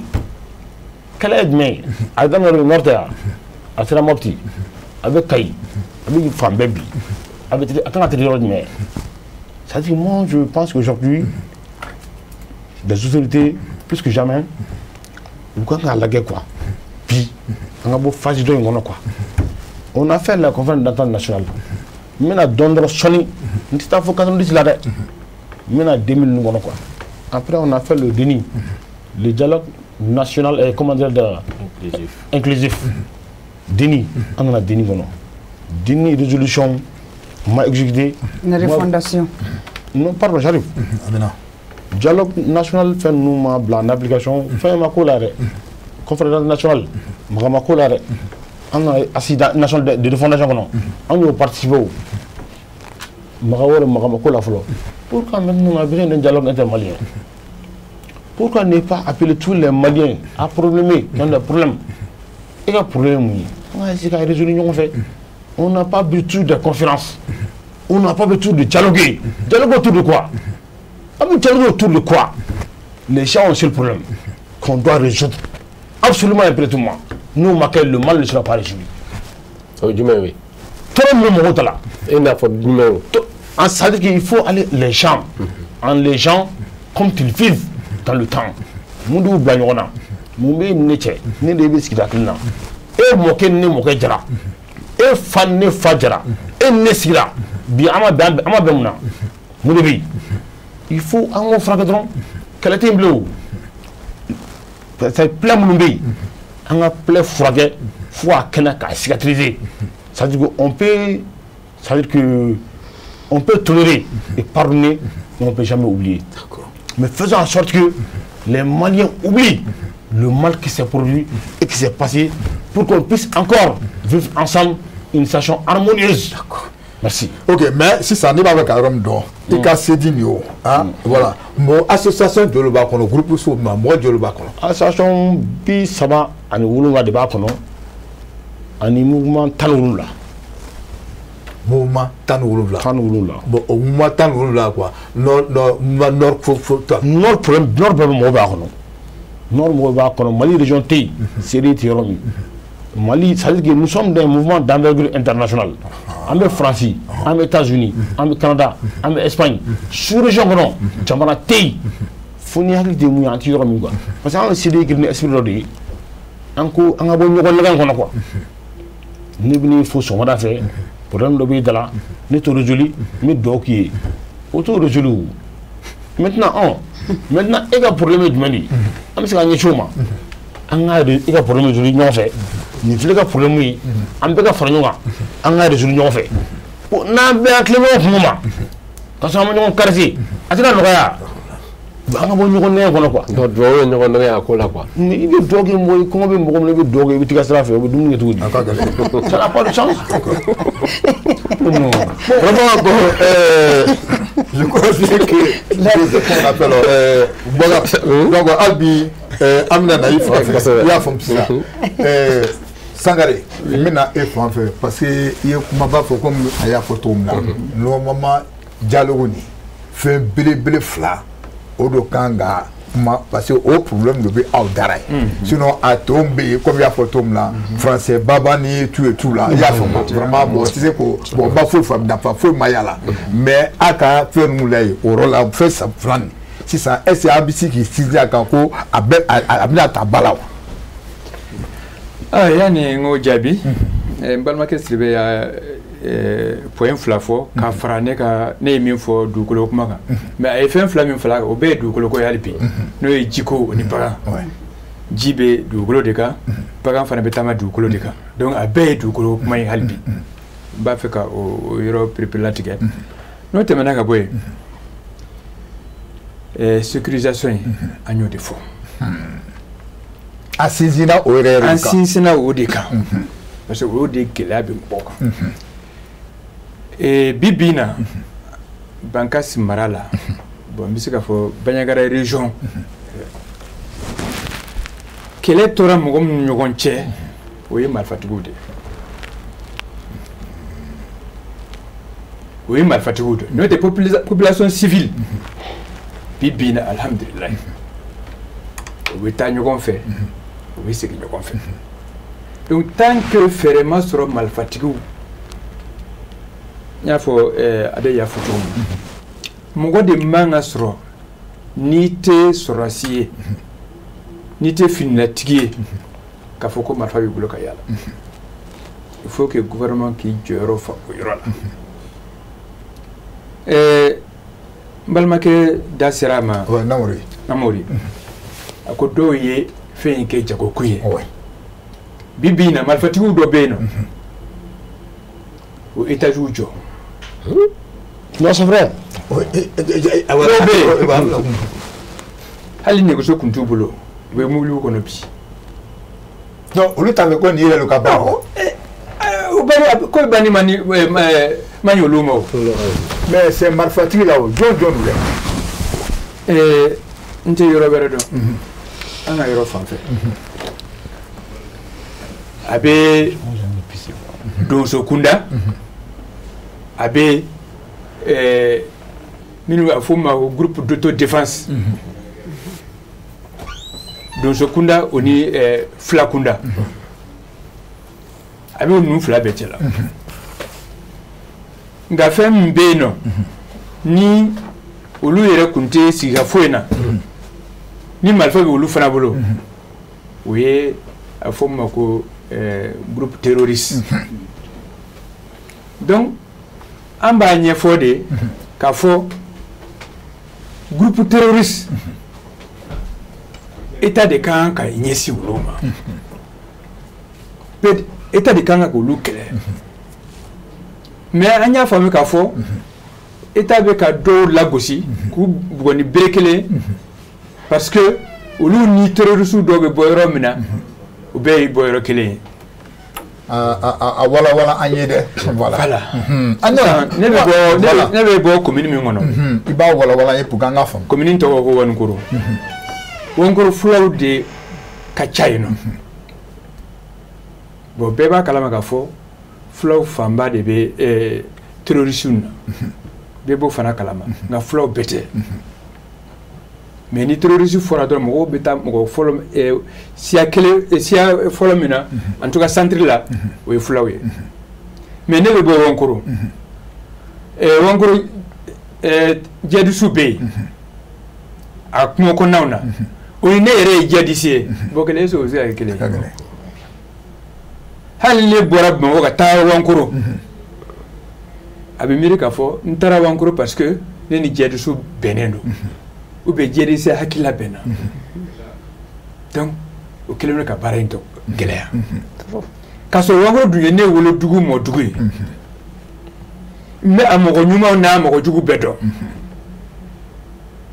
n'a fɔra ko ne man ka taa ye parce que yen ye mɔgɔ jugu ka yɔrɔ ye minnu sigilen bɛ yen olu fana kɛra mɔgɔ jugu ye parce que mɔgɔ jugu man jan u ka yɔrɔ la donc o jate o kɛlen don ka an ka baara gɛlɛya ko gɛlɛya kosɛbɛ il faut que mɔgɔw k'u bɔ o hakili la mais n'i taara fan dɔ in fɛ ni ne ko sisan ne ni Toloba sigira ka kuma Tolo tun bɛ Bandiagara mais ne m'a ye donc n'i ko ko fan dɔ tu veux parler de l'autre côté c'est-à-dire dɔgɔnɔ ko fan fɛ voilà ok dɔgɔnɔ ko fan fɛ n'i taara i ni Toloba ye ɲɔgɔn ye o tɛ problème mɔgɔ si t'a fɔ ko fo i ye mɔgɔ jugu ye mais Ala ka n'i ci i k'a mɛn k'a fɔ ko dɔ bɛ yen ko a ni jihadiste ka surun mais kuma bɛ se ka k'a fɛ pour que bɛn bɛ se ka na cogo min na ni Ala y'i ci i ka taa kumaw fɛ a ye e yɛrɛ kɛra terroriste ye donc o yɔrɔ an b'a ɲini faamaw fɛ u k'o yɔrɔ faamuya kosɛbɛ an bɛ dɔw dɔn o donna ko in na o ni an ye olu bɛ hakilina kelen na kelen tɛ an bɛ cɛkɔrɔbaw dɔ dɔn o den bɛ nin ko ninnu na o den tora la o ci bila bɛɛ ma ko mɔgɔ si kana na sangafo kufɛ tellement que o ni den ninnu tɛ fan kelen hakilina kelen na. Ah donc M. Sangare, Bokar, si on a bien compris, ne kelen tɛ dɛ an fɛn o fɛn sigi bɛ donc ça dit que terroristes nous quoi comme on le fait bon à fama ka ca fulakunda de. Oui. Donc tout le monde reconnaît ça. O tɛ siga foyi t'o la. Bon donc ça dit que au père famu donu olu taara ka taa dula k'u ka hakilina ninnu yɛlɛma. Comme dɔw denw donna la ka sɔrɔ a man di fa ye. Oui. I n'a fɔ fa dɔw donna la a man di denw ye. O de don parce que et puis o k'a faamu fana k'a fɔ ko ni i kɔni ka mɔgɔ donna nin ko in na i dɔgɔnin dɔ o i kɔrɔkɛ dɔ o i fa dɔ o ye aw faralen ye hakilina fan fɛ. An b'a mɛn dɔw b'a fɔ fula cadre min bɛ Bamako aw tɛ kuma aw ka mɔgɔw fɛ ne y'aw ka denmisɛnninw b'a la n kan bɛ fula cadre fulaw de ma parce que aw yɛrɛ de b'a la non n'i ka mɔgɔ donna nin ko in na o ye aw tɛ jate kelen na tuguni hali ni i dɔgɔnin ba kelen fa kelen don i ka kuma t'a bɔ a la i ka foyi t'a bɔ a la. Ah bon i ka kuma t'a fɔ a bɛ komi u hakili yɛlɛmana. Hakili yɛlɛmana. Mais o ye minnu radicaliser de parce que kelenw fana tɛ bi bi in na an ye chance sɔrɔ fɔlɔ dunanw caman kun ka ca o la mais bi bankasi marifatigiw fɛn fɛn bɛ yen a dɔgɔnɔ kunda ka taa bila a fila kunda a bɛɛ ye bankasi ka denw a bɛɛ ye réseau ka denw yɛrɛ de. Mais est-ce que aw minnu bɛ Bamakɔ yan aw minnu ye cadrew ye est-ce que aw sera ka fɛɛrɛ kɛ ka dɔw la sensibiliser ko olu bɔ nin degun in kɔnɔna na min b'a to u bɛ se ka segin u yɛrɛ ma ka don jamana kɔnɔna na ka u sen bɔ nin ko la wa a sera ka a fɛn dɔw kɛ wa? An y'a daminɛ an ye caman kala yɛrɛ mais a nana kɛ gɛlɛya ye an yɛrɛ ma n y'a fɔ aw cogo min na ne tun bɛ taa Wankoro jusqu'en 2001 2002 ne tun bɛ taa Wankoro mais dɔw nana miiri k'a fɔ parce que diɲɛ dusu bɛ yen fan fɛ n'a ye ale dɔrɔn de bɛ se ka taa ye n'a bɛ taa ye o kɔrɔ de k'a fɔ ko ale ni diɲɛ dusu bɛ ɲɔgɔn bolo fɛ. de fait u bɛ sira to i bolo k'e ka tɛmɛ. oui donc o ye gɛlɛya ye ne dun bɛ taa parce que n ka dugu de don ni n taara fana n b'a dɔn k'a fɔ n bɛ se ka ko min ɲɛnabɔ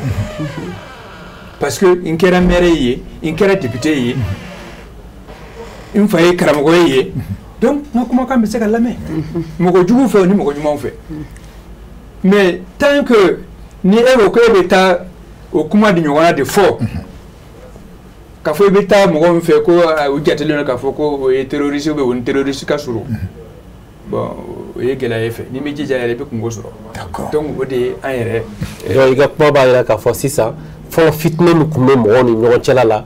caman ba bɔra a la parce que e yɛrɛ y'a fɔ sisan ko hali bangasi fɛn in na e sera ka taa aw sera ka kuma donc o b'a jira k'a fɔ fɛn caman faamuyara sisan nɔ mɔgɔw ni ɲɔgɔn cɛla la. fɛn caman faamuyara n ye min fɔ min ye piste yɛrɛ ye min sɔrɔla sisan n y'a fɔ n ko minnu marifa bɛ minnu bolo bi an ka région denw de don an ka cercle denw de don u faw dɔnnen don u ba dɔnnen don sigikafɔw bɛ ka kɛ u ni minnu bɛ sigi la donc n'o ye sira ye an man ka sira min datugu fɔlɔ o yɛrɛ tun tɛ sɔrɔ mais bi bi in na alhamdulilayi dɔgɔnɔw bɛ wuli ka taa hali diyadusu fɛ fulaw bɛ wuli ka taa diyadusu fɛ ka kuma u ɲɔgɔn cɛ o bɛ bɛn fɛnw dɔ la parce que état yɛrɛ tɛ yen n'i ye Wankoro ta san 5 bi commandant tɛ yen foyi tɛ yen wa Wankoro dɔrɔn tɛ dɛ Sokura bɛ ten Bayi bɛ ten Jalasago bɛ ten n bɛ se k'a fɔ fo commune joli ni gouvernement ka mɔgɔ tɛ yen minnu bɛ bɛn ani olu de bɛ kuma dɛ bɛɛ tɛ se ka taa fana o population bɛ se ka taa wa caman bɛ Bamakɔ yan caman bɛ yɔrɔ wɛrɛ mais dɔw bɛ yen o tɛ se ka taa yɔrɔ la n'i tɛ se ka taa yɔrɔ la minnu kan ka sɔrɔ impôt k'i lakana olu tɛ yen i ni ninnu de bɛ kuma dɛ mais ni olu kumana k'a fɔ ko i fana i ye jadise donc il faut que k'u bɔ o hakili la quoi. D'accord. Vraiment. Donc recommandation an y insister o yɔrɔ fana kan o y'a ta ba la. An y'o fɔ o ka dɔn k'a fɔ an fila cadre minnu bɛ Bamakɔ yan ou bien yɔrɔ wɛrɛ u k'a b'u hakili la k'a fɔ parce que an bɛ bɔ yɔrɔ min na fila denmisɛnninw dɔ bɛ jadisi la u k'a miiri k'a fɔ ko an fana bɛ jadisi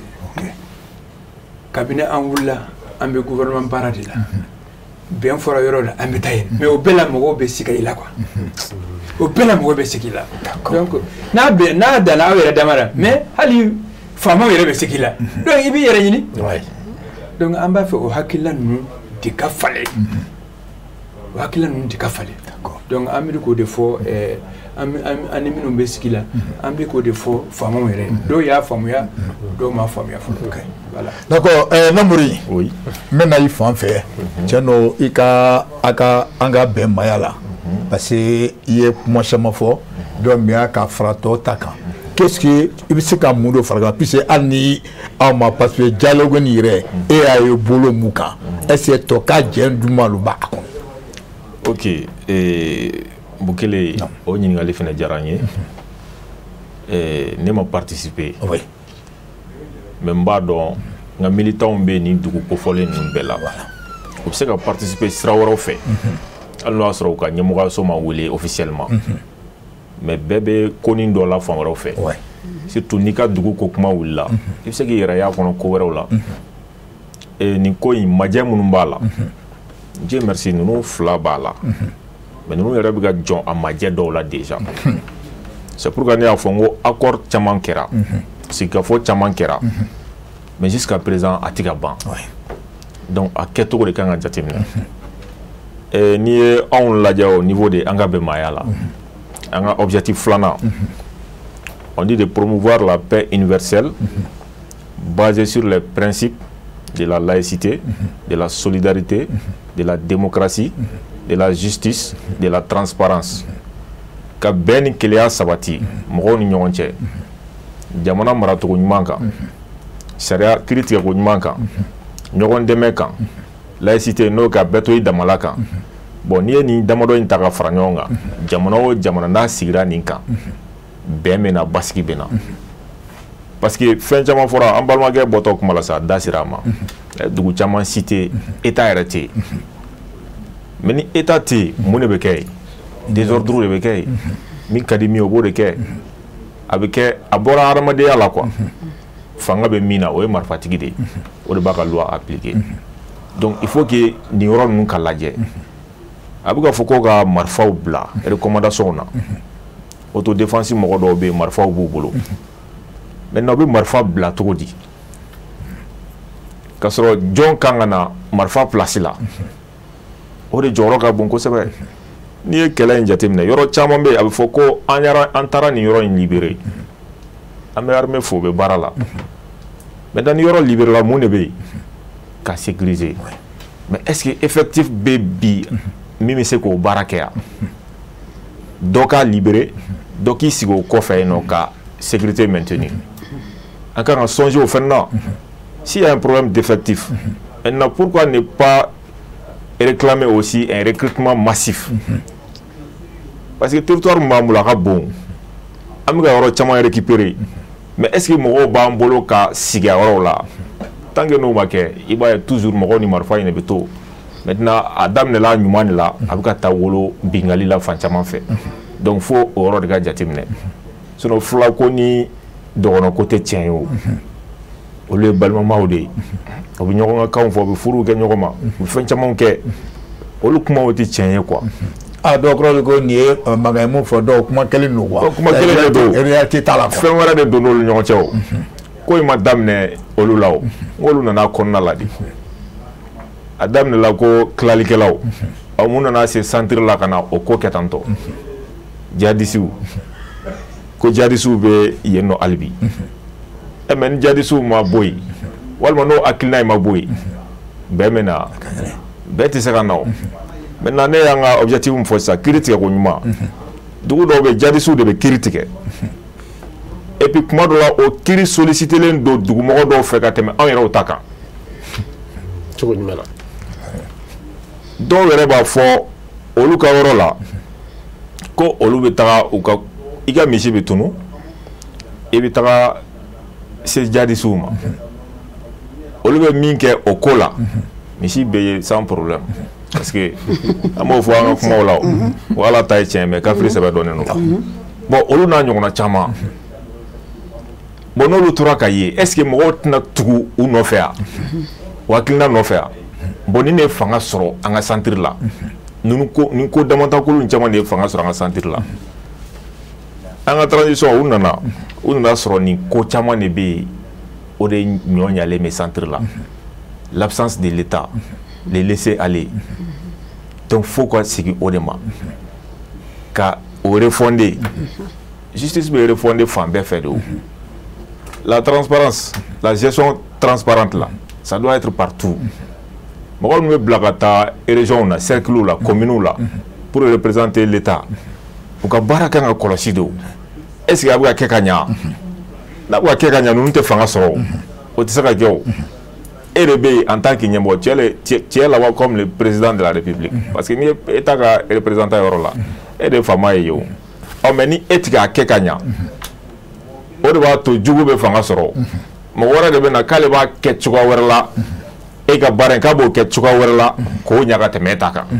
donc finalement ale bɛ fanga sɔrɔ n'ale ye fanga sɔrɔ i yɛrɛ ka jamanadenw de bɛna ban i ye donc n'olu ban n'i ye mun de b'o kɔfɛ tiɲɛni de b'a kɔfɛ. D'accord. Donc on doit éviter tout ça. D'accord. Donc ça dit que vers la fin moi j'ai si n'a ka ni i kun bɛ Diallo kɔnɔ donc recommandation mun kun b'a bolo i kun bɛna caman fɔ k'a fara o kan. Tout à fait ni anw bɛ Diallo kɔnɔ anw kun tɛ taa yɔrɔ jan o n ye an ka point kelen min f'i ye sisan an kun b'a ɲini de baara ka kɛ c'est à dire kiiri ka refonder jamana ɲɔgɔn dɛmɛ mara ka kɛ ɲɔgɔn dɛmɛ kɔnɔna la a yɛrɛ ɲɔgɔn dɛmɛ kana kɛ ten dɔrɔn ka balo ta ka taa di mɔgɔw ma i n'a fɔ an ka bɛn maaya la an bɛ mɔgɔw kalan fɛnɛ u bɛ se ka dɔ k'u yɛrɛ cogoya min na o fɛnɛ ɲɔgɔn dɛmɛ dɔ ye ok baara ka se ka kɛ transparence kan n'o ye jɛlenya ye justice n y'o kuma fɔ laïcité ka bɛɛ to i dama na parce que laïcité bon bɛɛ n'i ka faamu don a kan mais an ka laïcité de bɛɛ ka to i dama na n'o sabatira Mali kɔrɔn fɛ n'o sabatira centre la dɔ t'a fɔ k'a bɛ marifa ta dɔ kama ko fo ka kɛ silamɛ ye o tɛ kɛ abada fo de ka sabati jamana kɔnɔ ok o de n'an kun bɛ kɛnɛ kan an kun bɛ nin de laɲini mais à travers ça aussi sur le plateau malo kaba kilina min bɛ yen voilà donc vila ta bala je sais que o tulo b'an na voilà bon minnu yɛrɛ bɛ baara la o fana tulo b'an na d'accord donc nin de kɔni y'an ka hakilina ye ok Boubacar ok Ade mina e fanfɛla la donc min ye dɔw bɛ k'a fɔ kuma kɔnɔna na bien vrai que a ka kuma kɔnɔna na ko maa dɔw bɛ k'a ɲini politique ko kuma min bɛ a ko kɔnɔna na ko ka dɔ fara transition ka jɔyɔrɔ kan o ko bɛ cogo jumɛn na fɔlɔ ne tun bɛ na nin ka kuma sɔnji la a ye fɛn fɛn ta u ka recommandation ninnu la a caman taara Diallo fɛnw la i filɛ ka fɛn fɔ a caman kara parce que aw ko k'u ka écoutement massif nin kɛ a yɛrɛ recommandation la on a même demandé les frontières Mali ni jamana fɛn min bɛ frontière la ka militaire ka taa sigi nin bɛɛ fɔra sisan u bɛ ka fɛn min fɔ ko dɔ ka fara transition kan a ŋunu kuma de bɛ fɔra dɛ kumaw de bɛ sen na aw b'a kɔnɔna na a fɔra yɔrɔ si tɛ yen nɔ commune si tɛ yen nɔ a ma fɔ min la donc thématique min kɔnɔna na politique ko kuma bɛ yɔrɔ min na o y'a don dɔw y'a politique kuma bɛ yɔrɔ yɔrɔ ko parti politique cayara k'u ka dɔ b'o la a fɔra ko parti politique cayara kojugu Mali kɔnɔ dɔw ko ka kɛ 5 ye dɔw ko k'a ka kɛ 3 ye dɔw ko k'u sen bɔ fɛn bɛɛ la yɛrɛ de a bɛɛ ka to transition bolo mais est ce que o fɛn ka na thématique nin na est ce que a kun b'a kɔnɔ wa ayi en débattant divers quoi divers mɔgɔw question minnu posera sinon k'a fɔ k'u ka dɔ fara transition kan a tɛ thématique ninnu kɔnɔ donc divers la a tɛ ayi thématique dura a ma fɔ ko fɛn ka fara transition kan dɛ o tɛ Diallo papier ninnu kan ou bien Sankare j'espère les seules thématiques an ma ye yɔrɔ min a fɔra ko dɔ ka fara transition kan mais dɔw en débattant tellement que dɔw bɛ yen nɔ u b'a fɔ ko olu yɛrɛ politiciens u tigɛra de politiciens la politique jamana kari u mɔgɔ tɛ politique la cogo si la adamadenw sijɛw yɛrɛ a cayara sijɛw da ka tɛmɛ denmisɛnninw yɛrɛ ko la awɔ donc k'u sigi ka fɔ ko an ka taa n'a ye u ka taa n'a ye dɔrɔn dɔw bɛ yen nɔ u b'a fɔ ko san 10 yɛrɛ ka di transition ma ne b'a f'i ye dɛ mais kɔrɔbaw dɔw bɛ yen nɔ u b'a fɔ ko san 10 ka di dɔw b'a fɔ san 3 ka d'u ma dɔw ko abada san 3 ka tɔgɔ san 10 ayiwa fɔra Bamakɔ cogo min Kidali yɛrɛ i m'a ye fɛn min fɔra Kidali transition ko mandat prolongé courant fɛ yɔrɔ bɛɛ la a fɔ ko ka prolonger. Ade mais est-ce que Amadou da mɔgɔ tɛ ɲininkali kɛ est-ce que a tɛ dɔ bɔ de. on est dɔ bɛ ne la yɔrɔ dɔ la ade e ko ko Bamako ya k'a fɔra ko ka dɔ fɔ ko ciseur dɔw ko ka dɔ fara kan maintenant i da turu la ka taa fɔ ko même Kida k'a fana y'o fana fɔ ko ka recommandation min ye an y'a ye télé la Kida ko ka dɔ fara bien sûr Banika ka taa awɔ an y'a ye télé la o recommandation la a fɔra kɔn fɛ bɛɛ ko ka dɔ fara transition fɛn kan a fɔra Bamako cogo min a fɔra kɔn fɛ a ma fɔ Bamako sɛbɛn pour te dire que a fɔra fan bɛɛ a fɔra Sijɛ fana Bamako ne kɔni bɛ yɔrɔ min na n ka commune kɔnɔ Sijɛw y'a fɔ tellement mɔgɔkɔrɔbaw yɛrɛ f'u bɛ yɛrɛ a fɔtɔ u bɛ dimi f'u bɛ yɛrɛ k'a fɔ. Ok, mais Ade min ye ɲininka yɔrɔ dɔ la o ye accord d'Alger aw ka mouvement tun b'a cɛ ma faamaw kɔni ko a ɲɔngirila k'a ko banna aw yɛrɛ bɛ mun fɔ o ko la. Bon ko accord d'Alger banna pour moi accord d'Alger u b'a fɔ k'a banna pour moi c'était déjà un acquis à 90% parce que fɛn caman kɛra accord d'Alger kɔnɔ. La première chose on va parler du découpage o tɛ accord kɔnɔ wa découpage kɛra kaban i b'a dɔn découpage mun bɛ yɔrɔ caman la hali kɔrɔn fɛ mɔgɔw yɔrɔ dɔ bɛ yen nɔ Kucala fan fɛ i tɛ se ka fɔ ka dugu fila ta ko fara ɲɔgɔn kan a mɔgɔw bɛ dimi découpage kɛra c'était la a kɛra a ma kɛ a kɛra k'an ka premier ministre a tun man kɛra waati la ou bien j'espère que découpage nin bɔra ka premier ministre banna kɔnɔ i y'a faamuya a kumakan cayara parce que u bɛ k'a fɔ ko accord bɛ dugu la a bɛ ka découpage nin u bɛ k'a fɔ mɔgɔ minnu yɛrɛ jamana ci découpage nin b'u arranger ka tɛmɛ bɛɛ kan. Tout ce qu'ils ont demandé, ils ont déjà eu ça. Donc, Taoudani a combien de cercles? Kidal, combien de cercles? Région. Naga, combien de cercles? Hamnan Bisséala. Les mêmes personnes vont gagner ou non? Donc, moi, on a couvert ce gendron. Accord Banango, accord Takafili. L'accord, c'est déjà un acquis pour ces gens-là. Ah bon? Bien sûr. Mais c'est qu'elle est en train de. Même que ce mauvais Kanyilinga. C'est un acquis. Mais c'est un acquis. Hein? C'est un acquis. Si tu prends Gao, on te dit il de ta charène, ta, Kafara Djeboka. C'est pas un acquis. Les sédentaires sont complètement oubliés de dos, Nicolas. Donc c'est un acquis. Donc, mais c'est mal arrangé quoi? Alors, arranger le découpage là. C'est mal arrangé quand on est bécao. Je le dis, c'est mal arrangé quand on est bécao. Qu'on fait comme, mettez un fan fait là-dedans. Même le découpage n'a pas seulement arrangé quand on est bécao. Parce qu'ils sont majoritaires européens là. Harry est sédentaire de nous, ou que la majorité à Yéno. Parce que il est pas ça. Mon sabbat. Mais tu aussi garde là. Attaque comme un cercle Kaduma. Ah bon? Bien sûr. Très bien. Non, mais quand on se gagne drôle. Les gens sont critiqués sans pagaille. Découpage, il y a que premier ministre manque. À son M5 les bâtons découpage. An yɛrɛ ka an deli la ka sɔsɔ an mɔgɔ ka kɛlɛba bɛɛ kɛ a b'a fɔ accord b'a fɔ découpage mɔgɔ bɛ k'u yɛrɛ sɛ nɛgɛ l'accord là c'est déjà un acquis hali bi ni bɛɛ nana parce qu'on est obligé bɛɛ kɔni bɛ na o an tɛ se k'an si bɛɛ kɛ kɛlɛ la an tɛ se k'an si bɛɛ kɛlɛ la hali minnu filɛ ka boli k'a ka sɔrɔ fa un jour u bɛ na o yɛrɛ kama bɛ k'a fɔ mɔgɔw il faut faire la paix la justice là a dû rattraper il faut toujours chercher la paix. Justice, sans donc la justice va te rattraper. Ni Allah t'a me rattraper, et t'a me rattraper. Parce que la quête est toi, là. Si l'accord c'est déjà un acquis, faut le accord là. Bouquet ni fait. Derrière, sinon l'accord est à 90%. Enfin, on le mini quoi. Oui, ou quand mini. Accord là, c'est l'article 6 là. Article 6 de manier accord là. Ça, je vais vous le dire. Article 6, on de manier accord là. Parce que région Bénika président. La libre administration. Alors, il faut que la région Bénika président. Ou des familles, ou qu'on est tombé accord là manier. Sinon, accord ni. Il est caduc. L'accord n'est pas 100% caduc. Parce que les fonds durables de l'accord, il faut faire même les FDD, les fonds durables, 75 milliards. 11 milliards étaient prévus pour tous les Nords à Béton sur les fonds durables, FDD. 11 milliards pour tous les Nords. Tous les restes béton sur pour te dire que accord ko imo couleur ba pour mal accord était naki ou quand ka fait c'est fait min ko de DDR ni parce que tara accord a quand ka ta jogo o ya yal madi et le de mo folo mi akele ke be katle la depuis autorité intérimaire de Sigidomi ne de mo so folo ko il faut jamais accepter les autorités intérimaires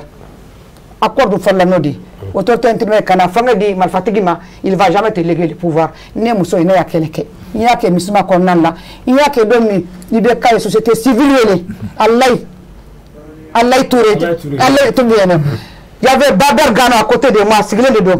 premier ministre Abdoulaye Idrissa Mega il y a mbolo kota comme ni quand kuma ko autorité intérimaire n'avait sigi c'est fini au rund de Kera depuis autorité intérimaire on sigira on a fait combien d'années on a traîné l'accord fafle ni ka foko a tiana amatiana non bolode ou flé ka boli ka bola ma tu bolo koy on ko aki Kera le Sénat c'est dans l'accord non Sénat d'accord la constitution quoi là hein c'est vrai atumbe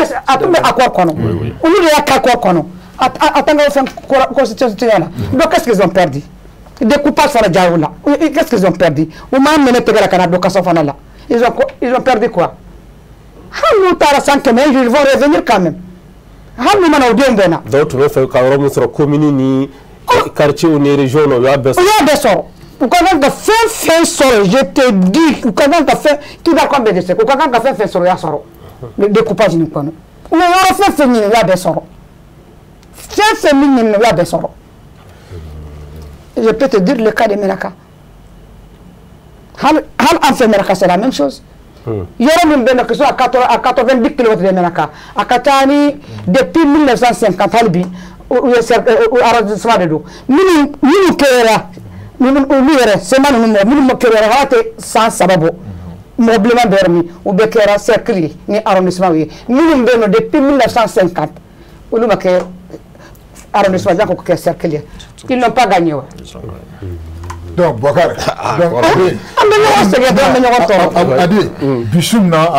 en belle la fiale, c'est-à-dire en mouton kalama, et nous donnons, c'est-à-dire accord ni à Banapé, là, il y a un fond formier à Besson. Voilà, faut fla, il y a un fond, il faut que le moutoura, DDR ni. Donc, on est massé à Sabati. On est massé à Sabati. On dit à Koulogalma, on est quand même Sabati. Parce que femme de quelqu'un qui a ni DDR ni parce que Halbi DDR ni am musawaya fouye ni DDR de clash ça c'est pas une parce que au Mali ni clash yo ou y a Mali ni malfamille te clash ni beyaye ni sema va anniversaire fêté vous n'avez pas vu les âmes lourdes oui hein non moi j'ai demandé Jabina Delika Dinama quand on parle de DDR encore il y a muso tayoro là ni DDR quand ayo muso sen de DDR quoi là am ko te salam ko be DDR ko la parce que le Mali ke ni malfagirman nous am ko bod la kuye anuye au anniversaire fêté et ni alla mouvement be no mi armement rul tabulu o armement no be mi sangara ira lawa ou me ne ira li lawa bokere ya était la kameno lawa hein mota da bi romna ay ni nga il y a défilé ni kidal est-ce que il y a armement ya ka fa bokele afle ayu ka malfa be mi na fle ya tile ke ya o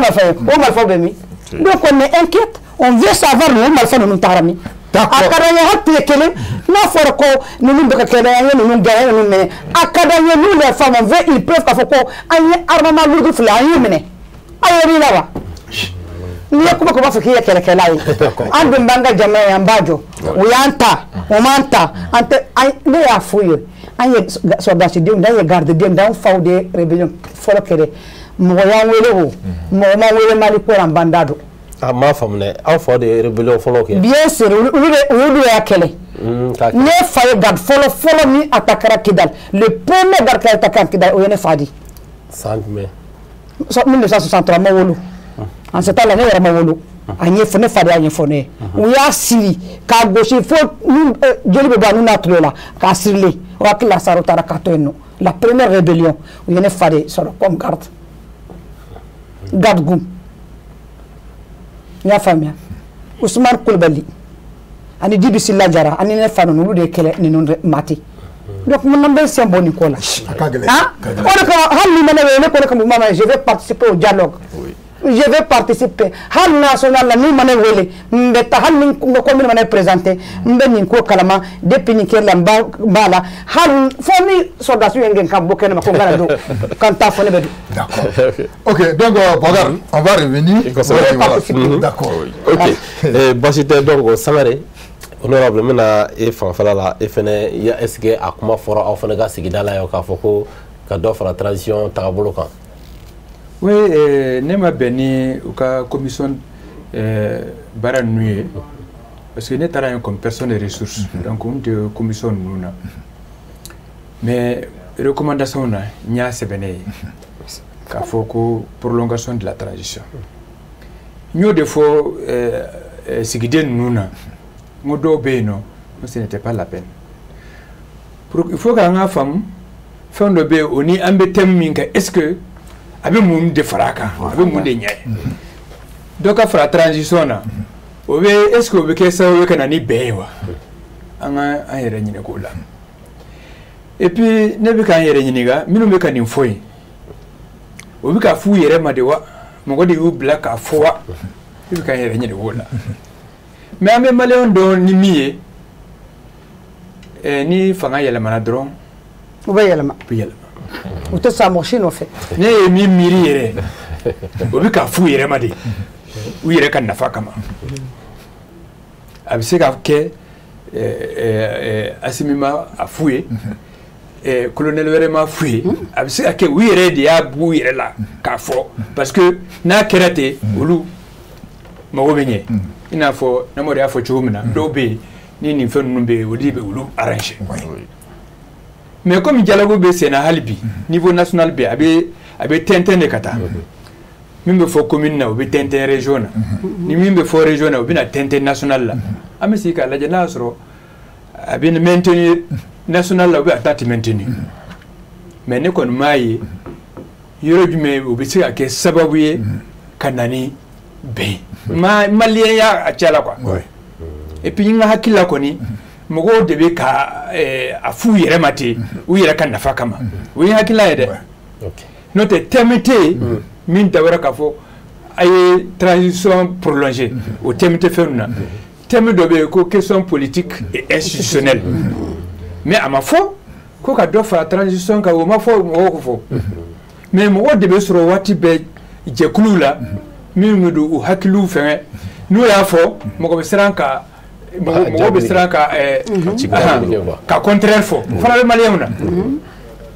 ni transition mo ni transition prolongation fo est-ce que ni ngo akana ke otinere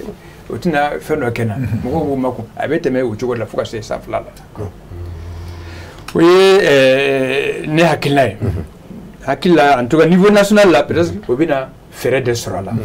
note fin chaman fora nya fo chugo mina mini anga la nyini rete kile tchéna maintenant exclusion fora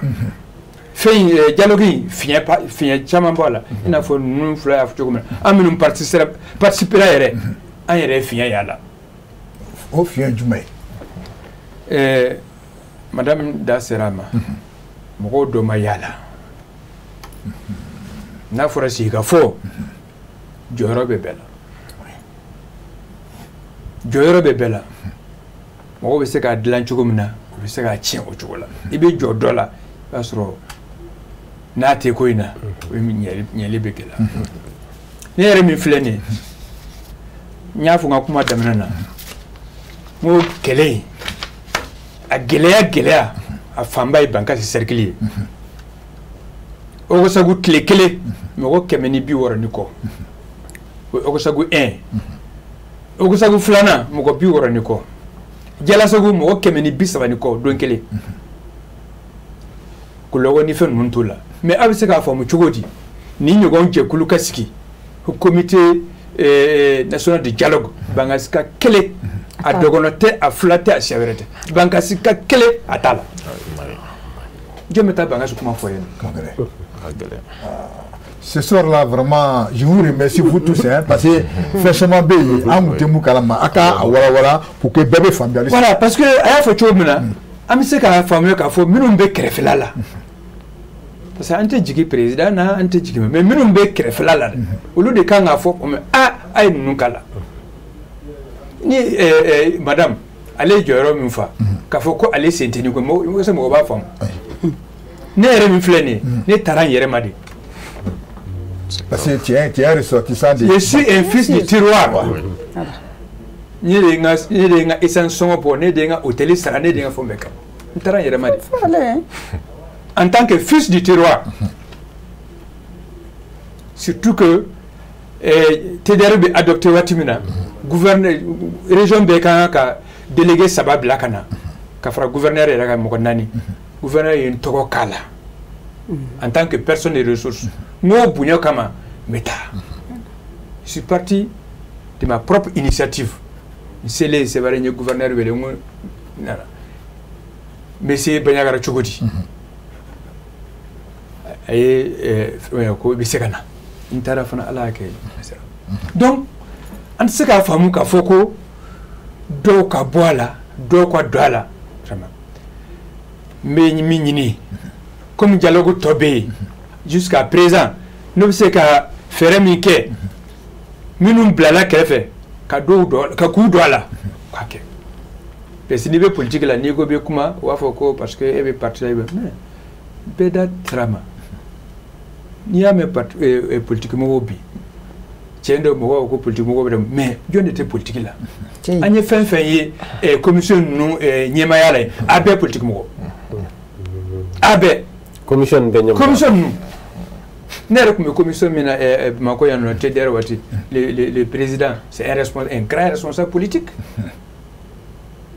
ne y'a fɔ ko olu sen t'a la bon vraiment ko bɛ gɛlɛya dɛ. a ko politique mɔgɔ yɛrɛ bɛ initiative tɔw yɛrɛ pour ne pas a kana k'u kɔ quoi. maire ni fɛn minnu bɛ a ko ɲɛma dans les communes et autres la a bɛɛ b'a fɔ politique dɔ de la. mais ne b'a fɛ k'a yɔrɔ min dɔn o yɔrɔ la quoi confusion dɔɔni bɛ yen mais k'a yira ko ils sont suspendus mais est-ce que o kɔrɔ ye k'a fɔ ko u ma kan ka taa ye dialogue in na wa. non u ka kan ka taa. voilà bon c'est eux qui ont demandé à ne pas partir. mais ni ko i sen i yɛrɛ fɛn ka siribe y'a ɲɛfɔ. je peux un peu n bɛ se ka. motion dɔ nin kɛ. n'i ye jamanaden ye n bɛ parti politique la même si on ne cesse pas les partis politiques je suis citoyen avant que n ka bɛ politique la o man kan k'o bɛn u ka taa o parce que n'i tɔɔra i ni moyen de bɛ to ne kɔni y'i jalaki o la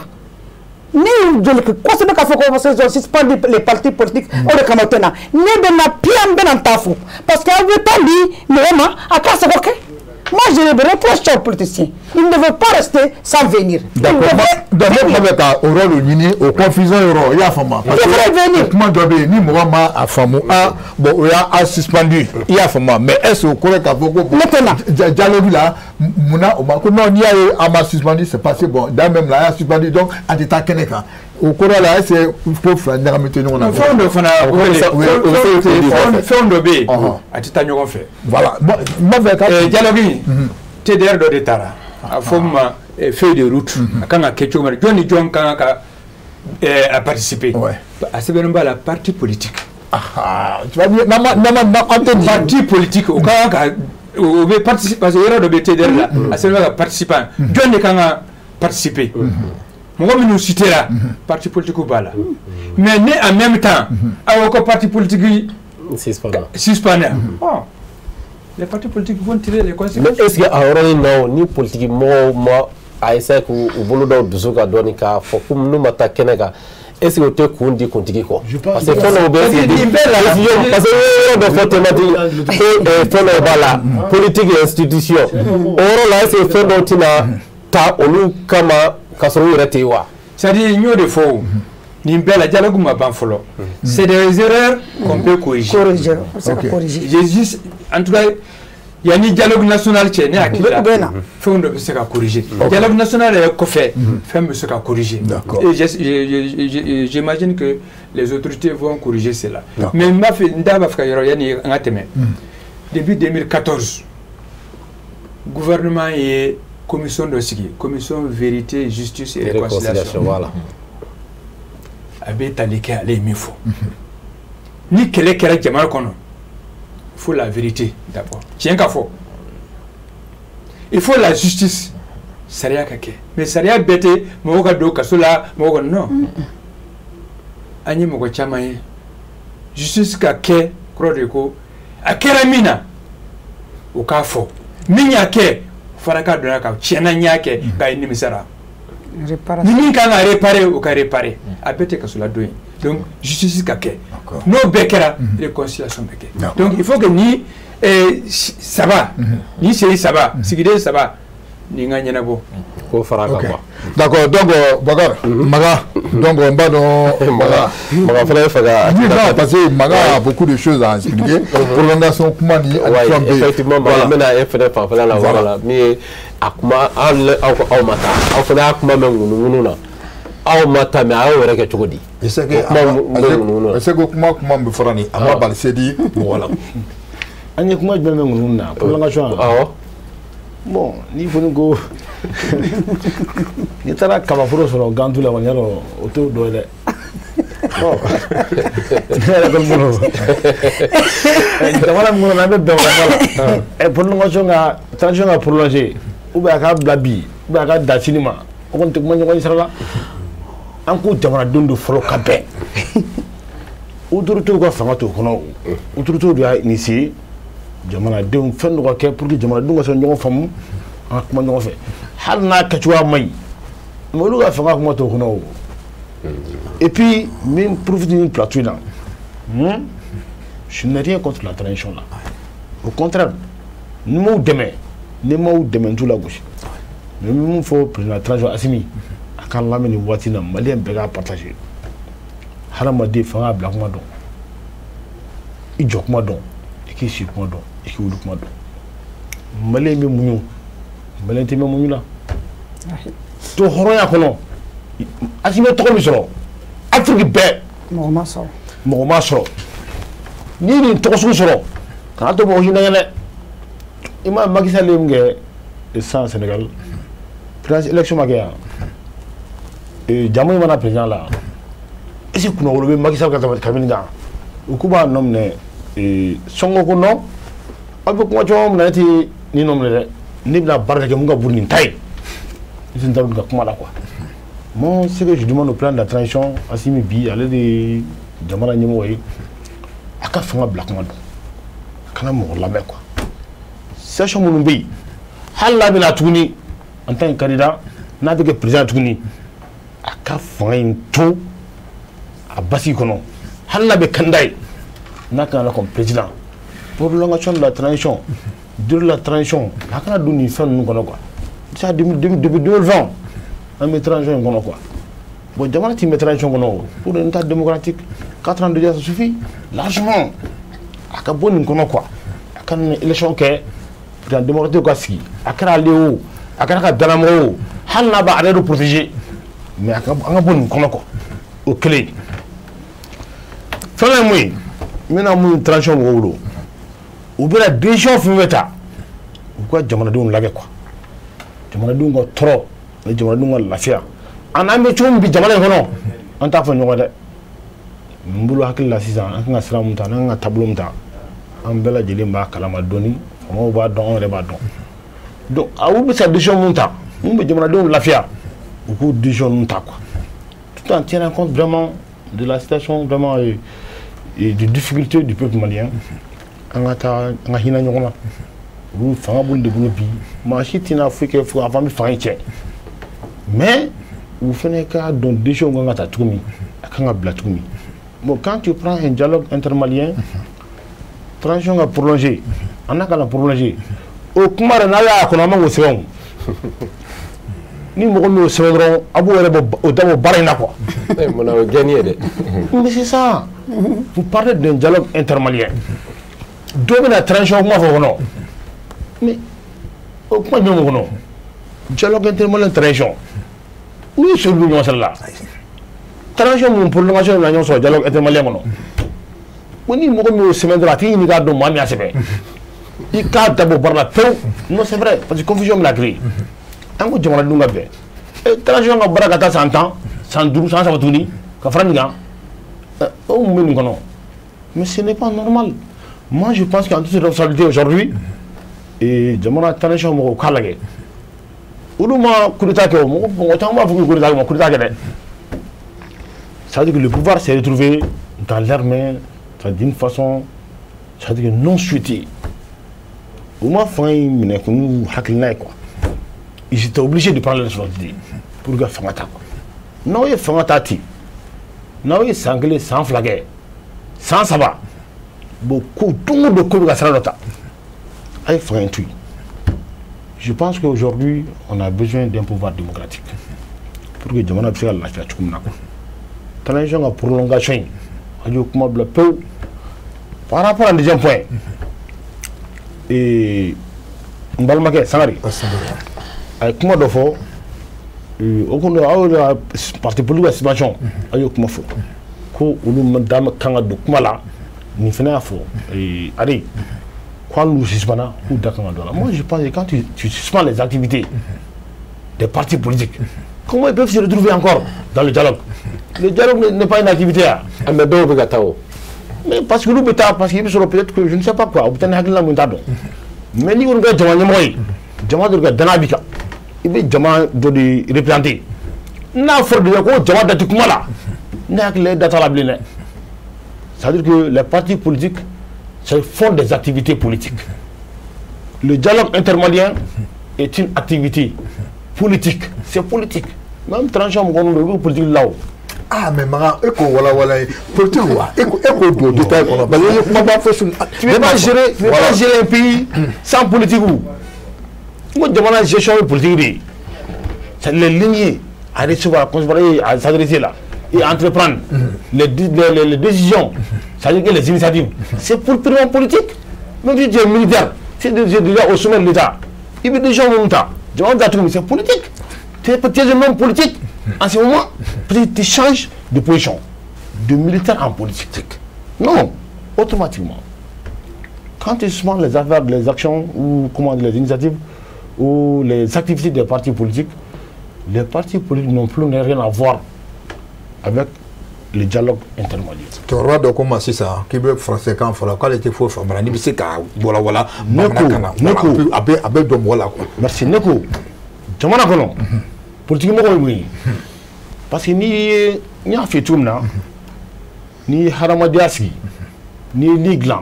i tɛ se ka da ka ni matla da kɔnɔ dɛ ok merci i bɛ matla da kɔnɔ i b'i da ni funteni fana bɛ a ti ɲa dɛ f'i ka ventilo k'a la o parti politique de ye fɛnw ye fɛn minnu ye jamana engrais a n'a najum n'a maro n'a kɔgɔ ninnu u bɛ sigi yɛrɛ ka ja parce que olu de bi la vie olu de bi diɲɛlatigɛ yɛrɛ dilan sigi kɔnɔ quoi. Maintenant, vous suspendez. Vous suspension vous manque mais quand le dialogue national intermalien, dialogue intermalien, nous allons changer quand on dit. Mais pour le moment, dans un premier temps, là où vous suspendez,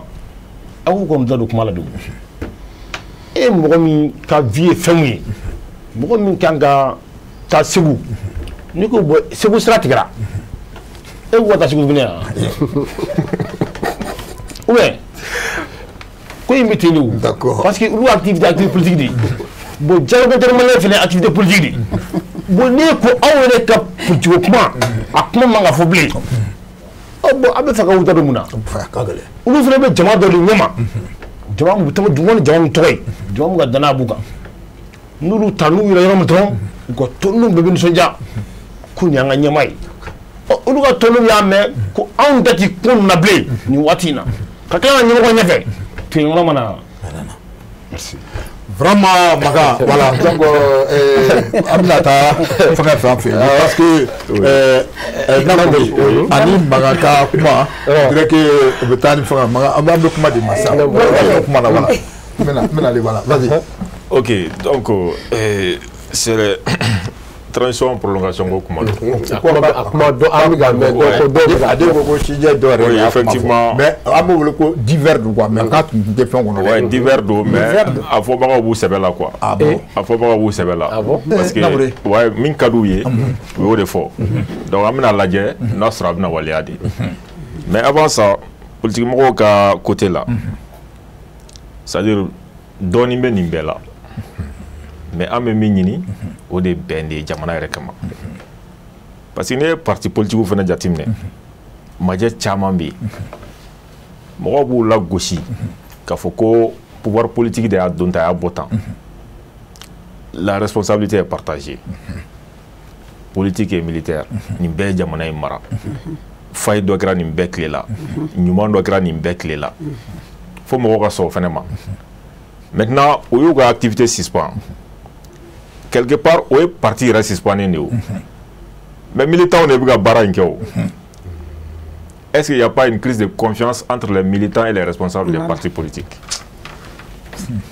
Donc au fɛnɛ kan ka jateminɛ mais mun nana n'o ye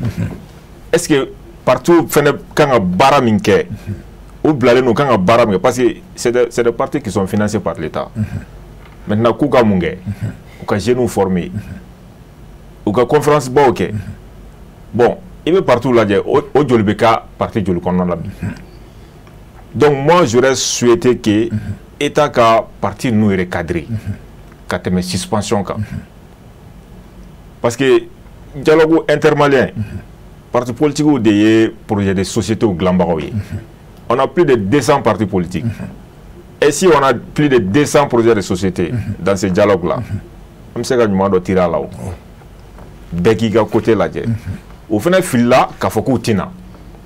bien vrai que u ka activité suspendée o bɛ n'a fɔ u yɛrɛ suspendra mais c'était une occasion aussi u ka na u ka n'u ka suspension ye u ka n'o fana dénoncer dialogue kɔnɔna la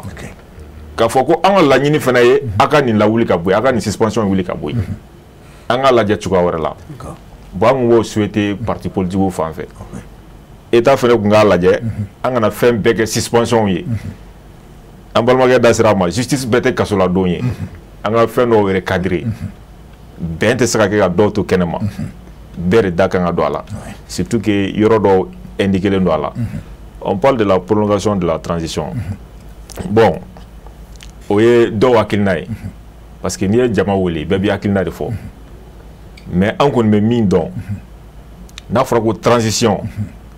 o ye gɛlɛya de n'a fɔra ko transition c'est le désordre constitutionnel déjà que nous ye fɛnba dɔ kɛ qui était attendu il y a très longtemps ça c'est la révision constitutionnelle o ye belebele de o y'o min kɛ o ye belebele de pour que an kana ordre constitutionnel la maintenant fɛn min bɛ ka fɔ bi ko a ye taga n'a ye